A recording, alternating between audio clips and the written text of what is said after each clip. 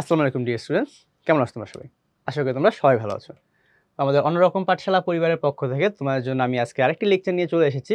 তো আমরা আমাদের এই অধ্যায়ের ধারাবাহিকতায় মানে এক কথায় বলতে গেলে আমরা রসায়ন প্রথম পত্রের অধ্যায় 4 রাসায়নিক পরিবর্তন নিয়ে আলোচনা করছিলাম এবং আমাদের 2টা লেকচার অলরেডি হয়ে গেছে এর উপরে।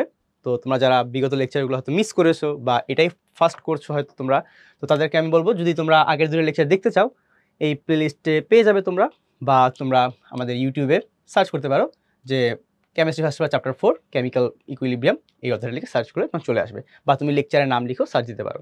তো আমরা অলরেডি 2টা লেকচার হয়ে গেছে। ফার্স্ট লেকচারটা ছিল গ্রিন কেমিস্ট্রির উপর এবং সেকেন্ড লেকচারটা ছিল রিঅ্যাকশন রেট বা বিক্রিয়ার হারের উপর। তো ওই সেকেন্ড লেকচারের ধারাবাহিকতায় আজকে আমরা থার্ড লেকচার নিয়ে আলোচনা করব, যেখানে আমরা সেকেন্ড লেকচারে শেষ করেছিলাম যে একটা রাসায়নিক বিক্রিয়ার হার কোন কোন জিনিসের উপর ডিপেন্ড করে, ওই জায়গায় গিয়ে থেমে গেছিলাম আমরা।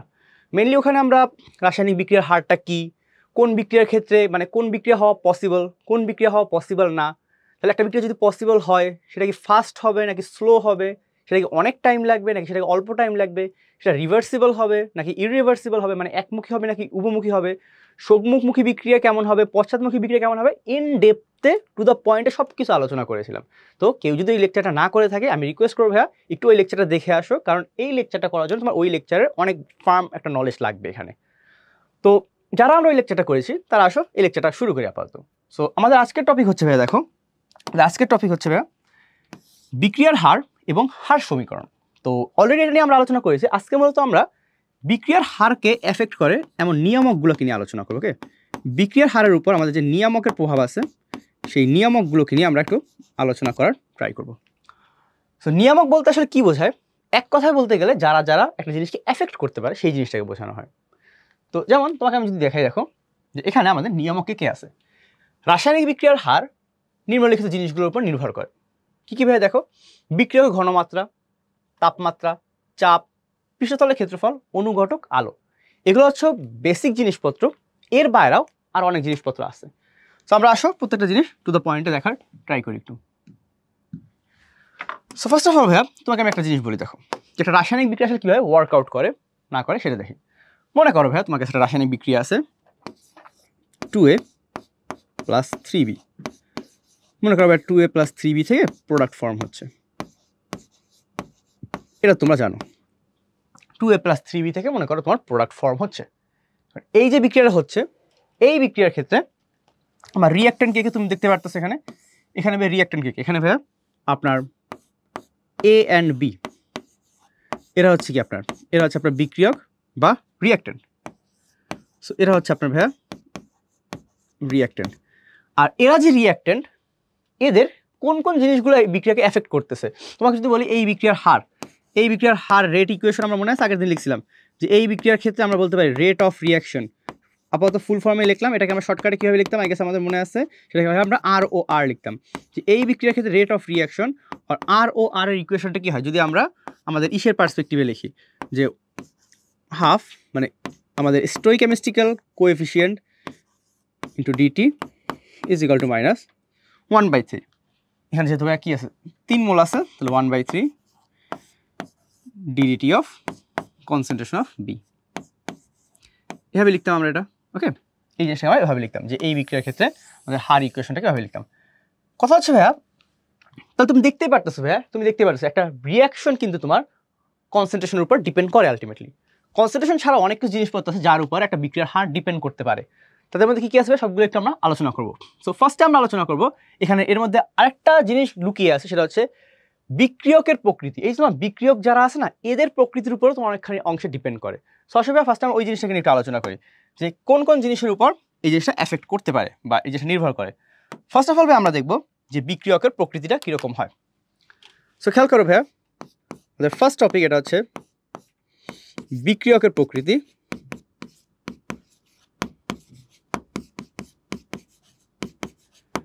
সো বিক্রিয়কের প্রকৃতি অথবা nature of reactant, nature of reactant বা বিক্রিয়কের প্রকৃতি। এই জিনিসটা না খুবই ইম্পর্টেন্ট আমাদের ম্যাক্সিমাম ইন্টারের বইগুলোতে না, আমাদের এইচএসসির বইগুলোতে এই জিনিসটা না অমিট করে চলে যায়। বাট আমার মনে হয় এই জিনিসটা নিয়ে কথা বলা উচিত। এই জিনিসটা খুবই ইম্পর্টেন্ট একটা টপিক। তুমি যদি এই জিনিসটাকে ভালোভাবে না বুঝো, তুমি কেমিক্যাল কাইনেটিক্সের অনেকগুলো জিনিস সম্বন্ধে আগে অজানা থেকে যাবা, বা অন্যান্য অধ্যায়গুলোকে না এই অধ্যায় রিলেট করতে পারবে না। কারণ দেখো ভাইয়া, কেমিক্যাল কাইনেটিক্স এমন একটা অধ্যায় যেটা তুমি যে অধ্যায়ে যাও না কেন সেখানে লাগে। অর্গানিক কেমিস্ট্রি যাও, তোমার কেমিক্যাল কাইনেটিক্স লাগবে, ওখানে রেট ডিটারমাইনিং স্টেপ আছে, আরডিএস স্টেপ আছে, যেটা আমরা সামনে শিখবো। এরপর মনে করো তুমি ভাইয়া মনে করো পরিমাণগত রসায়নে যাও, সেখানেও তোমার এই জিনিসগুলো লাগে, কেমিক্যাল কাইনেটিক্সের জিনিসগুলো, অ্যাসিড ক্ষার ইকুইলিব্রিয়াম, রেডক্স টাইট্রেশন, যে কোনো টপিকে তোমার এই জিনিসটা লাগে। সো আমার মনে হয় এই জিনিসটার উপর আমাদের একটু ভালো একটা টাইম ইনভেস্ট করা উচিত। সো আসলে ভাইয়া ফার্স্টে আমরা দেখি একটু যে বিক্রিয়কের প্রকৃতিটা আসলে কিভাবে আমাদের এখানে এফেক্ট করতে পারে। ওকে, সো ফার্স্ট অফ অল দেখো ভাইয়া, তোমাকে আমি আগের ক্লাসে একটা জিনিস বলেছিলাম যে অনেক টাইপের ইকুইলিব্রিয়াম হতে পারে, বা অনেক টাইপের কেমিক্যাল রিয়াকশন হতে পারে। যেমন মনে করো একটা আয়নিক ইন্টারাকশন, দেখো একটা আয়নিক রিয়াকশনের ক্ষেত্রে দেখো, তোমার একটা আয়নিক রিয়াকশনের ক্ষেত্রে তুমি বলো তো ভাইয়া কী হয়। একটা আয়নিক রিয়াকশনের ক্ষেত্রে তোমাকে আমি উদাহরণ দিয়েছিলাম এরকম ভাইয়া, যে মনে করো সোডিয়াম ক্লোরাইড সাথে আপনার ভাইয়া AgCl এর রিয়াক্ট হচ্ছে, মানে সরি AgNO3 রিয়াক্ট হচ্ছে। তো সোডিয়াম ক্লোরাইডের সাথে ভাইয়া AgNO3 রিয়াক্ট হচ্ছে, রিয়াক্ট হয়ে কী হচ্ছে তোমার এখানে মনে করো ভাইয়া AgCl তৈরি হচ্ছে এবং NNO3 তৈরি হচ্ছে। অ্যান্ড তোমাকে এই বিক্রিয়া বলছিলাম এটা একটা আয়নিক বিক্রিয়া। আয়নিক বিক্রিয়া কেন ভাইয়া? এই বিক্রিয়া ভাইয়া আপনার ইন্টারাকশন হয় আয়নের মধ্যে। এখানে দেখেন ভাইয়া সোডিয়াম প্লাস এবং ক্লোরিন মাইনাস আয়ন থাকে অ্যাকুয়াস সলিউশনে, এবং এখানে আপনার কী হবে ভাইয়া, এখানে আপনার সিলভার প্লাস এবং NO3 মাইনাস এই আয়নটা থাকে এই দ্রবণের মধ্যে। এবং এখান থেকে জাস্ট কী হবে, এই আয়নগুলো তাদের ইন্টারাকশনটাকে চেঞ্জ করে। Ag প্লাসটা কী করে Cl মাইনাসের কাছে চলে আসে, আর Na প্লাসটা আপনার NO3 মাইনাসের কাছে চলে আসে। এবং যারা আগের লেকচারটা আমরা করেছি তারা কিন্তু জানি এই বিক্রিয়ার ক্ষেত্রে কী হয় ভাইয়া, যে এই বিক্রিয়ার ক্ষেত্রে তোমরা কি বিক্রিয়ার হার নির্ণয় করতে পারো, মানে রেট অফ রিয়াকশনকে নির্ণয় করা যায়? অ্যান্সার হচ্ছে না ভাইয়া, যায় না। কারণ আয়নিক রিয়াকশনগুলো কী হয়, আয়নিক রিয়াকশনগুলো খুবই ফাস্ট হয়। খুবই ফাস্ট হওয়ার কারণে এদের ক্ষেত্রে ভাইয়া আমরা ওই মানে কী বলে ফ্র্যাকশন অফ টাইমের মধ্যে এর রিয়াকশন রেটটাকে কখনো ডিটারমাইন করতে পারি না। সো আমরা কিন্তু বলতে পারি যে এই বিক্রিয়ার ক্ষেত্রে দেখো, একটা বিক্রিয়া দেখো, মানে তোমার রিয়াক্টেন্টের নেচারটা দেখতেছো, রিয়াক্টেন্টের নেচার যখন আয়নিক হয়, যখন ভাইয়া রিয়াক্টেন্টের নেচার আয়নিক হয়, তখন আমার রেট অফ রিয়াকশনটা কী হয়, খুবই ফাস্ট হয়। তো আমরা বলতে পারি ভাইয়া যে রেট অফ রিয়াকশনটা কী হবে এই বিক্রিয়ার ক্ষেত্রে, RORটা অনেক ফাস্ট হয়। এটা আমাদের ফার্স্ট ডিসিশন যে ভাই আয়নিক রিয়াকশনগুলোর ক্ষেত্রে কী হয়, রেট অফ রিয়াকশনটা অনেক ফাস্ট হয়। এটা গেল ফার্স্ট কথাবার্তা। যে ভাইয়া আপনার যদি কী বলে, আপনার মনে করেন এটা কী বলা হয়, রিয়াক্টেন্ট যদি ভাইয়া আপনার আয়নিক হয় তখন আপনার রেট অফ রিয়াকশনটা অনেক ফাস্ট হয়। আবার দেখো ভাইয়া কোভ্যালেন্ট যদি হয়, যদি আপনার কোভ্যালেন্ট রিয়াকশন হয়, মানে কোভ্যালেন্ট রিয়াক্টেন্ট থাকে, ওকে, তাহলে কোভ্যালেন্ট রিয়াকশন খুব সিম্পল একটা নেই ভাইয়া, চলেন সিম্পল একটা নেই, কোনটা নেবেন বলেন? মনে করো আমাদের সবার পরিচিত Haber Bose, N2 + 3H2 react করে কী হচ্ছে 2NH3। আমি এখানে আবার বলে দিচ্ছি ভাইয়া, কেউ যদি নতুন থাকে এখানে, যে ভাইয়া আমাদের এটা উভমুখী বিক্রিয়া, বাট আমরা আপাতত বিক্রিয়ার একমুখিতা উভমুখিতা নিয়ে কথা বলতেছি না, রেদার আমরা এটার রেটটা নিয়ে কনসার্ন। সো আমি এটাকে আপাতত একমুখী বিক্রিয়া আকারে লিখে নিচ্ছি। ওকে, এখানে উভমুখীটাও হয়, বাট সেটা আমাদের এখন কনসার্নের বিষয় না, কারণ আমরা এখন কাইনেটিক্স নিয়ে আলোচনা করতেছি। কাইনেটিক্স তুমি সম্মুখমুখীর দিক থেকে চিন্তা করো, পশ্চাৎমুখীর দিক থেকে চিন্তা করো, ডাজেন্ট বদার আস। এখানে কি হচ্ছে দেখো ভাই, এটা একটা কোভ্যালেন্ট ইন্টারাকশন, আর একটা কোভ্যালেন্ট ইন্টারাকশন হওয়ার ফলে এখানে কি হয় তোমার, এখানে ভাই আপনার নাইট্রোজেন ট্রিপল বন্ড থাকে, অ্যান্ড আপনার এখানে কি হয় হাইড্রোজেন সিঙ্গেল বন্ড থাকে। অ্যান্ড এই বন্ডটা ভেঙে যায়, এই বন্ডটা ভেঙে তোমার কি হয়, এই বন্ডটা ভেঙে আপনার হাইড্রোজেনের মধ্যে 3টা বন্ড তৈরি হয়। মানে এটা দেখো এই রিয়াকশনটা কি হচ্ছে, এই রিয়াকশনটা একটা কোভ্যালেন্ট ইন্টারাকশন হচ্ছে না, এই রিয়াকশনটা একটা কোভ্যালেন্ট ইন্টারাকশন হচ্ছে, মানে বন্ড ভাঙতেছে আবার বন্ড গড়তেছে, সো কিছুক্ষণ টাইম তো লাগবে। তাহলে এই বিক্রিয়ার ক্ষেত্রে আমরা কি বলতে পারি, এই বিক্রিয়ার ক্ষেত্রে রেট অফ রিয়াকশনটা একটু স্লো হবে, রেট অফ রিয়াকশনটা একটু স্লো। ওকে, মানে বিক্রিয়ার রেট যেটা, বিক্রিয়ার হারটা একটু কম্পারেটিভলি স্লো হবে এই রিয়াকশন থেকে, আয়নিক রিয়াকশন থেকে। তাহলে আমরা ভাই ফার্স্ট একটা আইডিয়া পেলাম যে ভাই আপনার দেখেন যে আপনার রিয়াক্টেন্টের যে প্রপার্টিস, রিয়াক্টেন্টটা কোন টাইপের, সে কি আয়নিক নাকি কোভ্যালেন্ট, তার উপর কিন্তু ডিপেন্ড করে। তাহলে বুঝতে পারছি ভাইয়া যে আয়নিক রিয়াক্টেন্ট যদি হয় তার রেট অফ রিয়াকশন ফাস্ট হবে, কোভ্যালেন্ট রিয়াক্টেন্ট যদি হয় তার রেট অফ রিয়াকশনটা একটু স্লো হবে। এই জিনিসটা আমাদের ফার্স্টে মাথায় রাখতে হবে। এরপর আসবে আর অনেক জিনিসের উপর ডিপেন্ড করে, আর অনেক জিনিসের উপর এই জিনিসটা ডিপেন্ড করে, প্রত্যেকটা জিনিস ধাপে ধাপে দেখবো। এটাতে গেল ভাইয়া ফার্স্টে আবার এই জিনিসটা। এরপর দেখো ভাইয়া তোমার, আচ্ছা এই পাশে লিখি যে ভাইয়া তোমার এই যে রিয়াক্টেন্টটা, তোমার রিয়াক্টেন্টটা ভাই হোমোজেনাস নাকি হেটারোজেনাস, তার উপর এই জিনিসটা অনেকাংশে ডিপেন্ড করে, যে হোমোজেনাস অথবা হেটারোজেনাস যে কাহিনীগুলো আছে সেটা। তো দেখো ভাইয়া 2 নম্বর পয়েন্ট আমরা একটু খেয়াল করি এখানে, যে ভাইয়া হোমোজেনাস অর হেটারোজেনাস এটার উপর একটা ডিপেন্ড করে।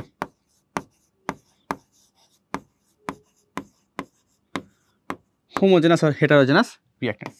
তো হোমোজেনাস হেটারোজেনাস কথাটার মানে কি বাংলায় বলি একটু। হ্যাঁ, হোমোজেনাসের বাংলা হচ্ছে সমসত্ব, হেটারোজেনাসের বাংলা হচ্ছে অসমসত্ব। লিখে দিই একটু তোমাকে, কারো যদি এটা বুঝতে কনফিউশন হয় তাহলে লিখে দিচ্ছি। এবার হোমোজেনাস আর হেটারোজেনাস মানে কি। হেটারোজেনাস মিন্স অসমসত্ব, আর হোমোজেনাস মিন্স সমসত্ব। বাদ যাবে কে? অটা বাদ যাবে এখানে। হবে তাহলে সমসত্ব এবং অসমসত্ব আসলে জিনিসটা কি? জিনিসটা হচ্ছে ভাইয়া, এমন যদি হয় তোমার বিক্রিয়ক সবাই সেম কন্ডিশনে আছে, তাহলে বিক্রিয়াটা রেদার ফাস্ট হয় অনেক। ফর এক্সাম্পল দেখো ভাইয়া, নর্মালি মনে রাখবে এখানে, নর্মালি দেখো যে তোমার হোমোজেনাস হেটারোজেনাস কি, যে মনে করো ভাই তোমার এরকম একটা বিক্রিয়া হচ্ছে, এটা মনে করো ক্যালসিয়াম কার্বনেট। ক্যালসিয়াম কার্বনেট নিলে তুমি, সেটা হচ্ছে সলিড, সলিড ক্যালসিয়াম কার্বনেট, তার সাথে তুমি ভাইয়া HCl এর বিক্রিয়া করাচ্ছ, যেটা হচ্ছে অ্যাকুয়াস। উৎপন্ন হচ্ছে কি ভাইয়া তোমার এখানে? উৎপন্ন হচ্ছে ভাইয়া ক্যালসিয়াম ক্লোরাইড প্লাস পানি প্লাস কার্বন ডাইঅক্সাইড। এখানে দেখো ভাইয়া রিঅ্যাক্টেন্টের মধ্যে একজন সলিড একজন aqueous. On the other hand ভাইয়া আরেকটা বিক্রিয়া খেয়াল করি, আসো আরেকটা বিক্রিয়া খেয়াল করি। সোডিয়াম হাইড্রোক্সাইড, সেও অ্যাকুয়াস, প্লাস HCl, সেও অ্যাকুয়াস। এখানে কি উৎপন্ন হচ্ছে ভাইয়া তোমার? Sodium chloride plus water. আমি আবার বলতেছি ভাইয়া, আমরা কিন্তু কাকে নিয়ে আলোচনা করতেছি? রিঅ্যাক্টেন্টের যে তোমার প্রপার্টিস ওটা নিয়ে। প্রোডাক্ট কিন্তু আমাদের কে কোন স্টেজ আছে ওটা আপাতত ম্যাটার করতেছে না, কারণ আমরা আপাতত রিঅ্যাক্টেন্ট নিয়ে কনসার্ন আছি। সো খেয়াল করো ভাইয়া, জিনিসটা এটাই বলে আমাদের, মানে জিনিসটা হচ্ছে এটাই যে যখন ভাইয়া আপনি দেখবেন যে সেম ফিজিক্যাল স্টেট বা একই ভৌত অবস্থায় আপনার বিক্রিয়া হচ্ছে, ওই বিক্রিয়া রেদার ফাস্ট হবে, ওই বিক্রিয়া ফাস্ট হবে। তাহলে আমরা বলতে পারি ভাইয়া দুইটাই অ্যাকুয়াসে আছে, এই যে রেটটা, এই রিয়াকশনটা কি, এটা এই রিয়াকশনে যে তোমার রেট অফ রিয়াকশন সেটা তোমার অনেক ফাস্ট হবে। এই রিয়াকশন রেট অফ রিয়াকশনটা ফাস্ট হবে, আর এই রিয়াকশনের ক্ষেত্রে রেট অফ রিয়াকশনটা স্লো হবে। তাহলে বুঝতে পারছি ভাইয়া, এটা মনে রাখবা যে হোমোজেনাস মিক্সচার অলওয়েজ একটা ভালো একটা রিয়াকশন রেট সাপ্লাই দেয়। তাহলে ভাইয়া বুঝতে পারলাম যে তোমার যদি হোমোজেনাস মিক্সচার হয় সেখানে তোমার রেটটা তুলনামূলক ভালো হবে, এটা মনে রাখবা। তাহলে হোমোজেনাসিটির সাথে আরেকটা কথা চলে আসে। তাহলে ভাইয়া আমি একটা কথা বলেন তো, তাহলে যদি দুটো সলিড থাকে তাহলে রিয়াকশনটা কেমন হবে? দুইটা সলিডের রিয়াকশন কি একটা সলিড একটা লিকুইডের থেকে ফাস্ট হবে? অ্যান্সার হচ্ছে না। কেন ভাইয়া? তখন আবার কি কথা আসে দেখো, তখন আবার একটা জিনিস চলে আসে, সেটা হচ্ছে ফিজিক্যাল স্টেট। তখন ফিজিক্যাল স্টেট বলে একটা কথা চলে আসে ভাইয়া, তখন ভাই আপনার ফিজিক্যাল স্টেটের একটা কথা চলে আসে। ফিজিক্যাল স্টেট আবার কি বলে দেখো, ফিজিক্যাল স্টেট বাংলায় বলা হয় ভৌত অবস্থা। আমি বাংলা ইংলিশ দুইটাই লিখে দেবো, সমস্যা নেই তোমাদের, কারণ এই অধ্যায় না ভাইয়া বাংলা ইংলিশ দুইটা টার্মই লাগে তোমার। তো এই অধ্যায় আমরা একটু ট্রাই করবো ভাইয়া বাংলা ইংলিশ প্রত্যেকটা টার্মকে ভালোভাবে শেখা, কারণ বাংলাটাও লাগবে তোমার, ইংলিশটাও লাগবে। ভৌত অবস্থা এটা ম্যাটার করে। ভৌত অবস্থা জিনিসটা কি বলে দেখো, ভৌত অবস্থা তোমাকে এই জিনিসটাই বলে যে তোমার গ্যাসিয়াস স্টেটে তোমার রেট অফ রিয়াকশনটা অনেক বেশি হবে। গ্যাসিয়াস স্টেটের রেট অফ রিয়াকশনটা অনেক বেশি হয় রেদার দেন লিকুইড স্টেটের rate of reaction, rather than solid স্টেটের রেট অফ রিয়াকশন। ওকে, এটা মনে রাখবে যে ভাইয়া আপনার একটা রিয়াকশন যদি দেখো, এখন কম্বিনেশন চিন্তা করো, দুইজন যদি গ্যাসিয়াস হয় সব থেকে ফাস্ট, দেখো খেয়াল করো, দুইজন গ্যাসিয়াস সব থেকে ফাস্ট, এরপরে কে? একজন গ্যাসিয়াস একজন লিকুইড, এরপরে কে? দুজন লিকুইড, এরপর একজন লিকুইড একজন সলিড, এরপর দুজন সলিড। তাহলে বুঝতে পারছি ভাইয়া যে রিয়াকশনে কীভাবে কন্ডাক্ট হয়, যে ভাইয়া আপনার দুইটাই গ্যাসিয়াস হলে তার রিয়াকশনে সব থেকে বেশি হবে, আর দুইটাই সলিড হলে তার রিয়াকশনে সব থেকে স্লো হবে। আই গেস বুঝতে পারছি আমরা, দুইটা গ্যাসিয়াস সব থেকে ফাস্ট, দুইটা সলিড সব থেকে স্লো, মানে ফিজিক্যাল স্টেটের উপর ডিপেন্ড করে। এর কারণ কি ভাই? এর কারণ হচ্ছে ওদের আন্তঃআণবিক দূরত্ব, এর কারণ হচ্ছে আন্তঃআণবিক দূরত্ব, এইটাই হচ্ছে মেইন কারণ। আন্তঃআণবিক দূরত্ব আবার আন্তঃআণবিক শক্তি দুইটাই রিজন হতে পারে। এই যে ইন্টারমলিকুলার ফোর্স অ্যান্ড ডিস্টেন্স, এই দুইটা জিনিস ডিপেন্ড করে। আন্তঃআণবিক দূরত্ব প্লাস শক্তি, এই যে এই দুটো জিনিস মূলত এখানে ম্যাটার করে। ওকে, এই দুটো জিনিসের কারণে মূলত এই জিনিসটা হয়ে থাকে। তাহলে ভাই আমরা বুঝতে পারলাম এই জিনিসটা যে ফার্স্ট অফ হচ্ছে আপনার ইন্টারাকশনটা ম্যাটার করতেছে, হোমোজেনাসিটিটা ম্যাটার করতেছে, এরপর আমাদের কি ম্যাটার করতেছে যে ভাইয়া ফিজিক্যাল স্টেটটা কোথায় আছে তার উপর ম্যাটার করতেছে। এরপর আসলে ভাইয়া আরও কিছু জিনিস নিয়ে আলোচনা করি এখানে ভাইয়া আরও কিছু জিনিস নিয়ে আলোচনা করা যায়। সেটা হচ্ছে ভাইয়া ফিজিক্যাল স্টেট নিয়ে আলোচনা করলেন, কথা হচ্ছে ফিজিক্যাল স্টেটের মধ্যে আবার অনেক কাহিনী আছে। কি কাহিনী ভাইয়া একটু খেয়াল করেন এখানে, যে ফিজিক্যাল স্টেটের মধ্যে কাহিনীগুলো কি কি। হ্যাঁ, ফিজিক্যাল স্টেট যখন কঠিন হয়ে যায় তখন আবার একটা কথা আছে। 4 নাম্বারটা আমি এখানে লিখি, একটু উইয়ার্ড হতে পারে, 1 এখানে, 2 এখানে, 3 এখানে, 4 এখানে, 5 মনে হয় এখানে লিখবো। আচ্ছা দেখি কোথায় কি লেখা যায় আমাদের। সো এখানে আমি একটা বর্ডার টেনে যাই আগেই, কথা হচ্ছে ভাইয়া 4 নাম্বারটা একটু দেখি এখানে। তো কথা হচ্ছে ভাইয়া এখানে একটা কথা চলে আসে, যখন আপনার সলিড রিঅ্যাকট্যান্ট চলে আসে না তখন সারফেস এরিয়ার কথা চলে আসে। আবার সারফেস এরিয়া যেটাকে আমরা পৃষ্ঠতলের ক্ষেত্রফল, এই যে পৃষ্ঠতলের ক্ষেত্রফল। কথা হচ্ছে ভাইয়া সারফেস এরিয়াটা ম্যাটার করে। এটা কখন ম্যাটার করে? শুধু সলিডের জন্য। মনে রাখবা এটা অনলি ফর সলিড। আমি লিখে দিই একটা, যে অনলি ফর সলিড রিঅ্যাকট্যান্ট, শুধুমাত্র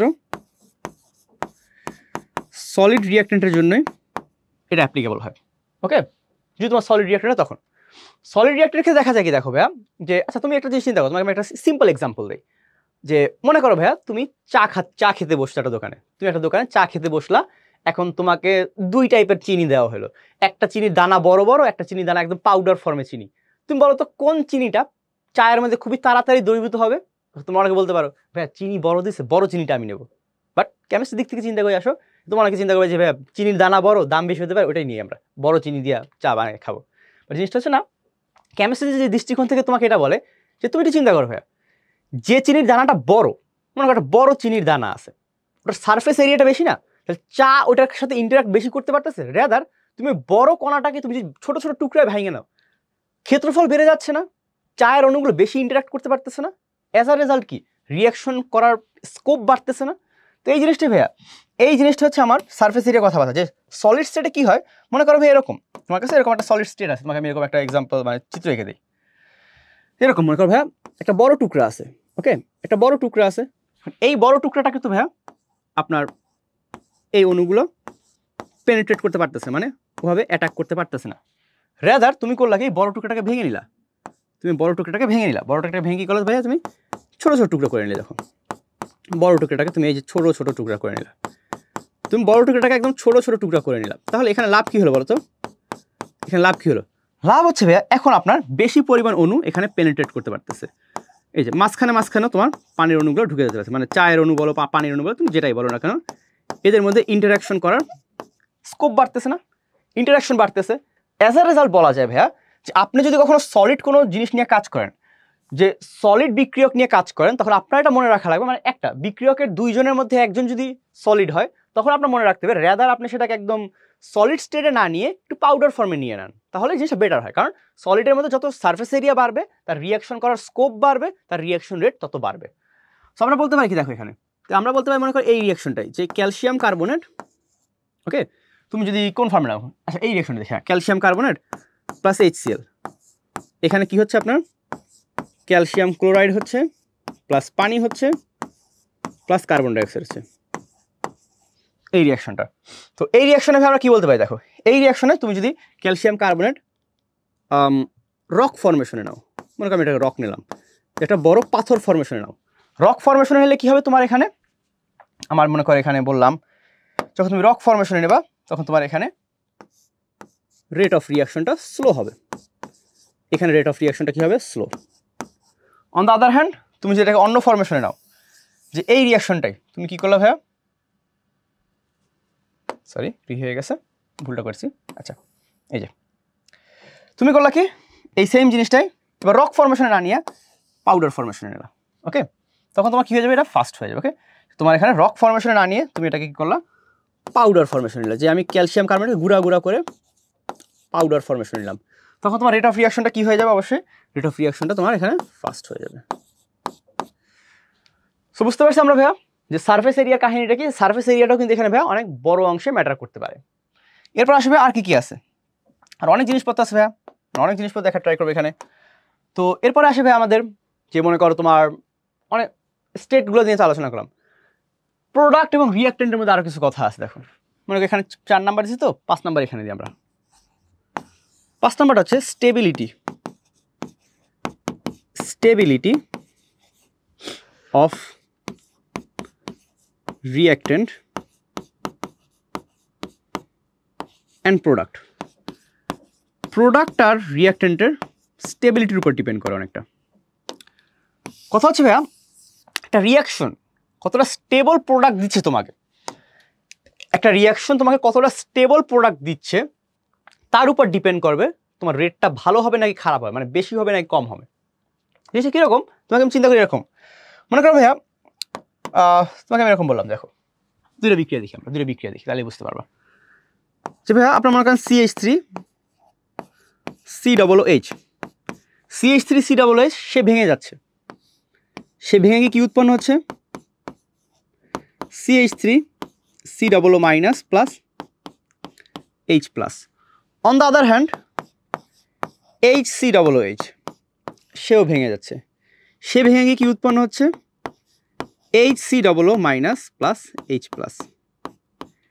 এখন দেখো ভাইয়া এই দুইটার মধ্যে খেয়াল করো একটু, এই দুইটার মধ্যে ভাইয়া তোমার CH3COOH মানে CH3COO-, এখানে এই যে CH3 ওর একটা ইন্ডাক্টিং ইফেক্ট আছে, মানে ও দেখো ও হচ্ছে ইলেকট্রন ডোনেটিং গ্রুপ, এগুলো তোমার অর্গানিক কেমিস্ট্রিতে পড়বা, তোমাকে একটু বলে রাখি, দেখো যে মিথাইলমূলক যারা থাকে, মিথাইল গ্রুপগুলো কি হয়, ইলেকট্রন ডোনেটিং গ্রুপ হয়।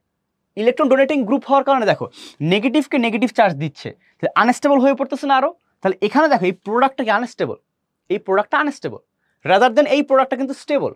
তাহলে এই প্রোডাক্টটা যেহেতু স্টেবল, তো এই রিয়াকশনের রেটটা কিন্তু বেশি হবে, মনে রাখবা। তাহলে এটা হচ্ছে ভাইয়া দেখো এখানে তোমার এটা হচ্ছে একটা স্টেবল প্রোডাক্ট, এটা হচ্ছে ভাইয়া লিখে দিয়ে দেখো এটা হচ্ছে ভাইয়া স্টেবল প্রোডাক্ট, এটা একটা ভাইয়া স্টেবল প্রোডাক্ট। তাহলে স্টেবল প্রোডাক্ট যদি হয় তাহলে ওই ক্ষেত্রে আপনার অবশ্যই রেট অফ রিয়াকশনটা ফাস্ট হবে, এই রিয়াকশনের ক্ষেত্রে আপনার রেট অফ রিয়াকশনটা অবশ্যই ফাস্ট হয়, রেদার দেন এখানে একটা আনস্টেবল।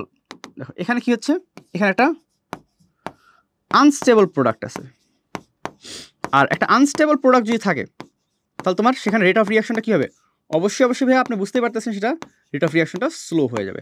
সো এই জিনিসটাই বলার এখানে ভাইয়া এই জিনিসটাই বলা যে ভাইয়া আপনার স্টেবল প্রোডাক্ট হলে রেট অফ রিয়াকশন ফাস্ট হয়, আনস্টেবল প্রোডাক্ট হলে রেট অফ রিয়াকশনটা স্লো হয়। সরে যাই দেখিনি আমরা সবাই ভাইয়া এটা, ওকে তাহলে বুঝতে পারছি ভাই এটা একটা জিনিস। আবার মনে করো ভাইয়া এরকম আরেকটা এক্সাম্পল দেখি আমরা, এরকম ভাইয়া আর কি হতে পারে, মনে করো ভাইয়া এটা তো প্রোডাক্টের পার্সপেক্টিভে দেখলাম, রিঅ্যাক্টেন্টের পার্সপেক্টিভ একটা দেখি ভাইয়া রিঅ্যাক্টেন্টের পার্সপেক্টিভ কীভাবে দেখাবেন আপনি, মনে করো ভাই এরকম একটা রিয়াকশন যে মনে করো একটা স্ট্রং অ্যাসিড বেস, আরেকটা এক্সাম্পল দেখি, দেখো মনে করো ভাই একটা স্ট্রং অ্যাসিড বেস হচ্ছে, মনে করো স্ট্রং অ্যাসিড, আচ্ছা স্ট্রং এভাবে না লিখে আমি পুরোটা ফুল ফর্ম লিখি তাহলে বেটার বুঝতে পারো তুমি। মনে করো ভাই একটা স্ট্রং অ্যাসিড কি, মনে করো সোডিয়াম হাইড্রোক্সাইড, মনে করো ভাই সোডিয়াম হাইড্রোক্সাইডের সাথে HCl বিক্রিয়া করতেছে, ওকে সোডিয়াম হাইড্রোক্সাইড আর HCl বিক্রিয়া করে কি হলো, সোডিয়াম ক্লোরাইড প্লাস পানি।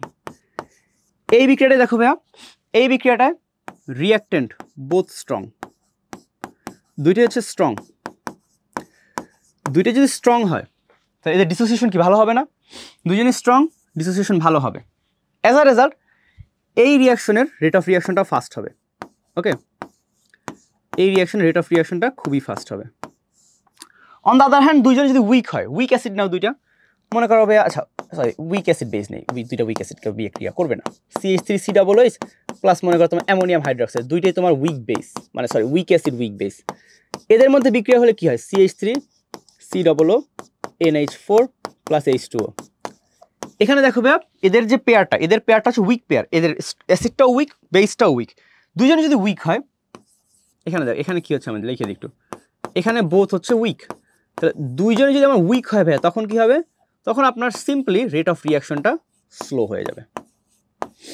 তাহলে আমরা ভাইয়া অনেকগুলো পার্সপেক্টিভ, আমরা কিন্তু ভাইয়া যতটা ডিটেলসে দেখা সম্ভব টপিকটাকে আমরা ততটা ডিটেলসে দেখি, আমি একটু বোর্ড থেকে সরে যাই এবং তোমরা একটু নিজেরা গো থ্রু করে নাও। ফার্স্টে ভাইয়া কী দেখলাম, আপনার রিঅ্যাক্টেন্টের টাইপ, মানে রিঅ্যাক্টেন্টটা আপনার কি হচ্ছে, রিঅ্যাক্টেন্টটা আপনার আয়নিক স্টেজে আছে নাকি কোভ্যালেন্স স্টেজে আছে সেটার উপর ডিপেন্ড করতেছে। যদি আয়নিক হয় ভাই খেয়াল করেন একটু, যদি আয়নিক হয় তখন আপনার রিয়াকশন রেটটা ফাস্ট হবে, কোভ্যালেন্ট হলে স্লো হবে।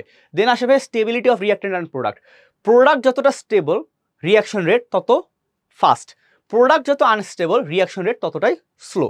আবার ভাইয়া রিঅ্যাক্টেন্ট যত স্ট্রং রিয়াকশন রেট ততটাই ফাস্ট, রিঅ্যাক্টেন্ট যতটা উইক রিঅ্যাকশন রেট ততটাই স্লো। উল্টা কানেকশন কিন্তু দেখছো, এই দুটোর মধ্যে কিন্তু উল্টা কানেকশন, প্রোডাক্টের ক্ষেত্রে একটা, রিঅ্যাক্টেন্টের ক্ষেত্রে তার উল্টাটা। এরপর দেখো হোমোজেনাসিটি, মানে ভৌত অবস্থার উপর ডিপেন্ড করে যে ভাইয়া আপনার হোমোজেনাস মিক্সচার যদি হয়, মানে সমসত্ব হয়, তখন আপনার রিঅ্যাকশন রেটটা ফাস্ট হয় রাদার দেন হেটারোজেনাস সলিউশন। এবার আসলে ফিজিক্যাল স্টেট, যে গ্যাসিয়াস স্টেজে আপনার রিঅ্যাকশন রেট ফাস্ট হয় rather than liquid stage, rather than solid stage. এদের মধ্যে সিকোয়েন্সটা দেয়া আছে এখানে। এরপর আসলে সারফেস এরিয়া, মানলাম সলিড স্টেটে সব থেকে স্লো রিঅ্যাকশন হয়, বাট এদের মধ্যে কাহিনী আছে, সেটা হচ্ছে ভাইয়া যে আপনি যদি সলিডটাকে পাউডার ফরমেশনে নেন তখন রিঅ্যাকশন রেটটা তুলনামূলক ফাস্ট হয়, এবং রক ফরমেশনে নিলে তুলনামূলক স্লো হয়। আমি একটা ওয়ার্ড ইউজ করতে, কিন্তু তুলনামূলক ফাস্ট, তুলনামূলক স্লো। কখনোই এরকম হবে না যে পাউডার ফর্মে নিলে লিকুইডের থেকে ফাস্ট বিক্রিয়া করবে, সেটা কখনোই হবে না। বাট জিনিস হবে কি ভাইয়া, সলিডের পার্সপেক্টিভে একটু ফাস্ট রিঅ্যাকশন দেখতে পাও তুমি। আই গেস আমরা এই জিনিসটা বুঝতে পারি সবাই, এই জিনিসটা আই গেস আমরা বুঝতে পারছি সবাই। তাহলে চলেন ভাইয়া সামনে দিকে আগানো যাক একটু। এগুলো গেল আমাদের রিঅ্যাক্টেন্টের কাহিনী সব। এরপর আসেন ভাইয়া আমরা অন্য জিনিসগুলো নিয়ে একটু আলোচনা করি। ঘনমাত্রা, যে ভাইয়া বিক্রিয়কের ঘনমাত্রা অনেকাংশে ডিপেন্ড করে, আপনার বিক্রিয়ার ঘনমাত্রা আপনার অনেকাংশে একটা বিক্রিয়ার হারের উপর ডিপেন্ড করে। এখানে আমরা একটু পরে আসতেছি, আমরা একটু এখানে পরে আসছি, আমরা একটু ছোটোখাটো জিনিসপত্র দেখে আসি। ওকে, তাপমাত্রা, চাপ, এটা আমরা একটু পরে আসতেছি। পৃষ্ঠতলের ক্ষেত্রফল, আসো এটা একটু আলোচনা করি আগে। এটা নিয়ে তো আলোচনা আমরা অলরেডি করে ফেলছি, সেটা হচ্ছে কি ভাইয়া, নিয়ে আমরা অলরেডি আলোচনা করছি। সেটা হচ্ছে ভাইয়া যে পৃষ্ঠতলের ক্ষেত্রফল যত বেশি হবে আপনার রিঅ্যাকশন করার ক্যাপাবিলিটি তত বাড়বে। যেমন এই দেখেন এখানে একটা খুবই সুন্দর ছবি দেওয়া আছে, যে এই যে মনে কর একটা আইস, মনে কর এটা একটা সুগার কিউব, এটা একটা সুগার কিউব, এটাকে তুমি যখন নর্মালি চায়ের মধ্যে দাও সেটা ডিজলভ হতে অনেক টাইম লাগে, বড় সুগার কিউব। তুমি যদি সুগার কিউবটাকে ভেঙে ভেঙে দাও তাহলে কি হবে, সারফেস এরিয়া বাড়তেছে। খেয়াল করতেছে ভাই যে আমি সুগার কিউবটাকে প্রথম লম্বা লম্বা খণ্ডে ভাঙলাম, তাহলে কি অনেকগুলো সারফেস এরিয়া বেড়ে গেল না, ভিতরে ভিতরে দেখতে পাচ্ছ এই সারফেস এরিয়াগুলো বেড়ে গেল। এগুলো কি আরও ইন্টারাকশন করার স্কোপ বাড়াচ্ছে না, ইন্টারাকশন করার যে পেনিট্রেটিং পাওয়ারটা, পেনিট্রেট করার যে সারফেসটা সেটাকে ইনক্রিজ করে দিচ্ছে। আবার এটাকে যদি আরও ছোটো ছোটো টুকরায় ভাঙি, আরও সারফেস এরিয়া বাড়তেছে। যত সারফেস এরিয়া বাড়বে রিঅ্যাকশন করার স্কোপ বাড়বে, কলিশন বাড়বে, as a result product formation বাড়বে। So we can say rate of রিঅ্যাকশনও বাড়বে। ওকে, তাহলে রেট অফ রিঅ্যাকশন তোমার বলা যায় কি সারফেস এরিয়ার সাথে সমানুপাতিক। ওকে, আমরা এখান থেকে এই জিনিসটা কিন্তু ডিরেক্টলি বলতে পারি। এটা আমি কি লিখছি দেখছো, এটা বলছে যে তোমার প্রপোর্শনাল কানেকশন, একটা যে রিঅ্যাকশন রেট অফ রিঅ্যাকশনের সাথে আপনার সারফেস এরিয়া কানেকশনটা, এটা হচ্ছে একদম প্রপোর্শনাল কানেকশন। এই জিনিসটা মনে রাখবো আমরা একটু, সারফেস এরিয়ার সাথে একদম ডিরেক্টলি প্রপোর্শনাল হচ্ছে আমার রেট অফ রিঅ্যাকশন। আচ্ছা, এরপর আসলে আরও কিছু জিনিসপত্র আছে, এই জিনিসগুলো একটু দেখি এখন। হ্যাঁ, এখানে আমরা একটা জিনিস একটু দেখি, যে ভাই ইন্টেন্সিটি বলে একটা কথা আছে, আলোর একটা কথা আছে, যে আচ্ছা লাইট অ্যান্ড টেম্পারেচার দুইটা কথা আছে, তাহলে দুইটা নিয়ে আমরা একটু একসাথে আলোচনা করে ফেলি। এখানে আমি একটু ই করে নিই, দাঁড়াও ভাই। ওকে, সো লাইটটা এখানে ছিল আমাদের। হ্যাঁ, তাপমাত্রা নিয়ে একটু আলোচনা করি। দেখো তো তোমাদের প্রথম স্লাইডে একটা জিনিসটা তোমার হয়তো কনফিউজ হয়ে যেতে পারো, কনফিউশন আমি একটু ক্লিয়ার করি যে ভাইয়া প্রথম স্লাইডে আপনি দেখছিলেন যে রাসায়নিক বিক্রিয়ার হারের উপর আলটিমেটলি অনেকগুলো জিনিস প্রভাব ফেলতে পারে। তার মধ্যে একটা ছিল তাপমাত্রা, একটা আলো। ভাই আলো আর তাপমাত্রার মধ্যে কোনো পার্থক্য আছে? আচ্ছা হ্যাঁ, পার্থক্য আছে ভাইয়া। পার্থক্যটা কি তোমাকে আমি বোঝাই। দেখো তাপমাত্রা হচ্ছে এক জিনিস আর আলো হচ্ছে আরেক জিনিস। হ্যাঁ, আলো তাপ জেনারেট করতে পারে, বাট আলোর ইফেক্টটা কোথায় থাকে জানো ভাইয়া? দেখো তোমাকে বলে দিই একটু, যে তোমার এই যে আলোর ইফেক্টটা, আলো বা লাইট, আলো অথবা লাইটের কাহিনীটা কোথায়? আলো অথবা লাইটের ক্ষেত্রে যে জিনিসটা ম্যাটার করে না, সেটা হচ্ছে ইন্টেন্সিটি। মনে রাখবা, ইন্টেন্সিটিটা ম্যাটার করে। তোমাকে আমি সিম্পলভাবে বলে দিই, তুমি একটু মনে রাখবা, সিম্পলভাবে মনে রাখি তোমাকে। মনে রাখো ভাইয়া, রেট অফ রিঅ্যাকশন হচ্ছে সমানুপাতিক intensity of light. Rate of reaction একদম ইন্টেন্সিটি অফ লাইটের সাথে সমানুপাতিক। মানে লাইটের ইন্টেন্সিটি যত বাড়বে, মানে ইন্টেন্সিটি মানে তো বুঝো বাংলায় তীব্রতা, ইন্টেন্সিটি মিনস তীব্রতা। এবার আলোর তীব্রতা যত বাড়বে রিঅ্যাকশন ততটা ফাস্ট হবে। এগুলোকে বলা হবে ফটোসিনথেটিক রিঅ্যাকশন। ওকে, এগুলোকে বলা হয় ফটোসিনথেটিক। ওকে, ফটোসিনথেটিক বলতে পারো বা ফটোকেমিক্যালও বলতে পারো, দুইটাই বলতে পারো। ফটোকেমিক্যাল ওয়ার্ডটা বেশি পারফেক্ট হয়, ফটোকেমিক্যাল বা ফটোসিনথেটিক রিঅ্যাকশন। তো ফটোসিনথেটিক মানে ফটোসিনথেটিক ফটোকেমিক্যাল রিঅ্যাকশনগুলোর ক্ষেত্রে এই জিনিসটা হয়। এদের ক্ষেত্রে কী হবে, যত আপনার লাইটের ইন্টেন্সিটি বেশি থাকবে তত আপনার রিঅ্যাকশনটা ফাস্ট হবে। ফর এক্সাম্পল তোমাকে আমি একটা এক্সাম্পল দিই। দেখো এই যে এক্সাম্পলটা দেখো ভাইয়া, যে আমরা সবাই জানি হাইড্রোজেন আর ক্লোরিন। মনে করেন ভাইয়া ইউভি লাইটের উপস্থিতি রিয়াকশন করতেছে। ইউভি লাইটের উপস্থিতি রিয়াক্ট করে কি হয়, 2HCl প্রডিউস হয়।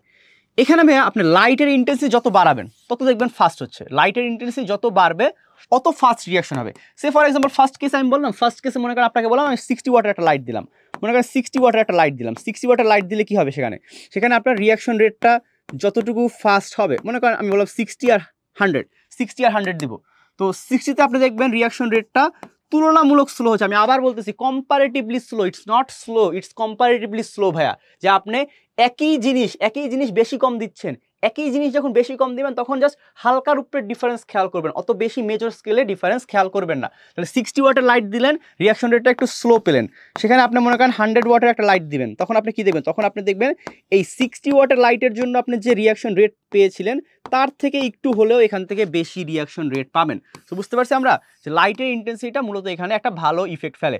এখন একটা কথা ভাইয়া, আমি যে লাইটের ইন্টেন্সিটি বলতেছি, what does light intensity means, এটা মানে কি আমি বেশি শক্তিশালী আলো দিচ্ছি? না ভাইয়া, মনে রাখবা আলোর শক্তি কনস্ট্যান্ট, আলোর শক্তি কিন্তু কনস্ট্যান্ট, E=mc², এটা কিন্তু কনস্ট্যান্ট শক্তি ভাইয়া। একটা কথা হচ্ছে তাহলে এই যে 60 ওয়াটের লাইট, 100 ওয়াটের লাইট, এগুলো আসলে কি, এটা ডিপেন্ড করে ফোটন পার্টিকেলস। এটা মনে রাখবো ভাইয়া, যে লাইটের ইন্টেন্সিটি বাড়ানো মানে কিন্তু লাইটের পাওয়ার বাড়ানো না। এটা অনেকের আমাদের একটা মিসকনসেপশন থাকে ভাইয়া, যে আচ্ছা ভাইয়া লাইটের ইন্টেন্সিটি বাড়াচ্ছেন, হোয়াট ডাজ ইট মিনস, এখানে ইন্টেন্সিটি বাড়াটা মানে কি?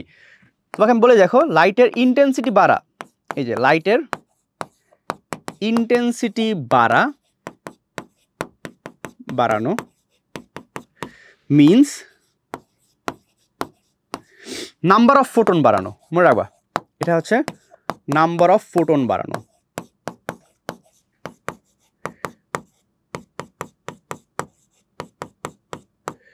তো বুঝতে পারছো আমার ভাইয়া, যে তুমি যত লাইটের ইন্টেন্সিটি বাড়াচ্ছ এটা মানে হচ্ছে তুমি ফোটন সংখ্যা বাড়াচ্ছ, আলোর যে ফোটন পার্টিকেল সেই ফোটন পার্টিকেলটাকে বাড়াচ্ছ।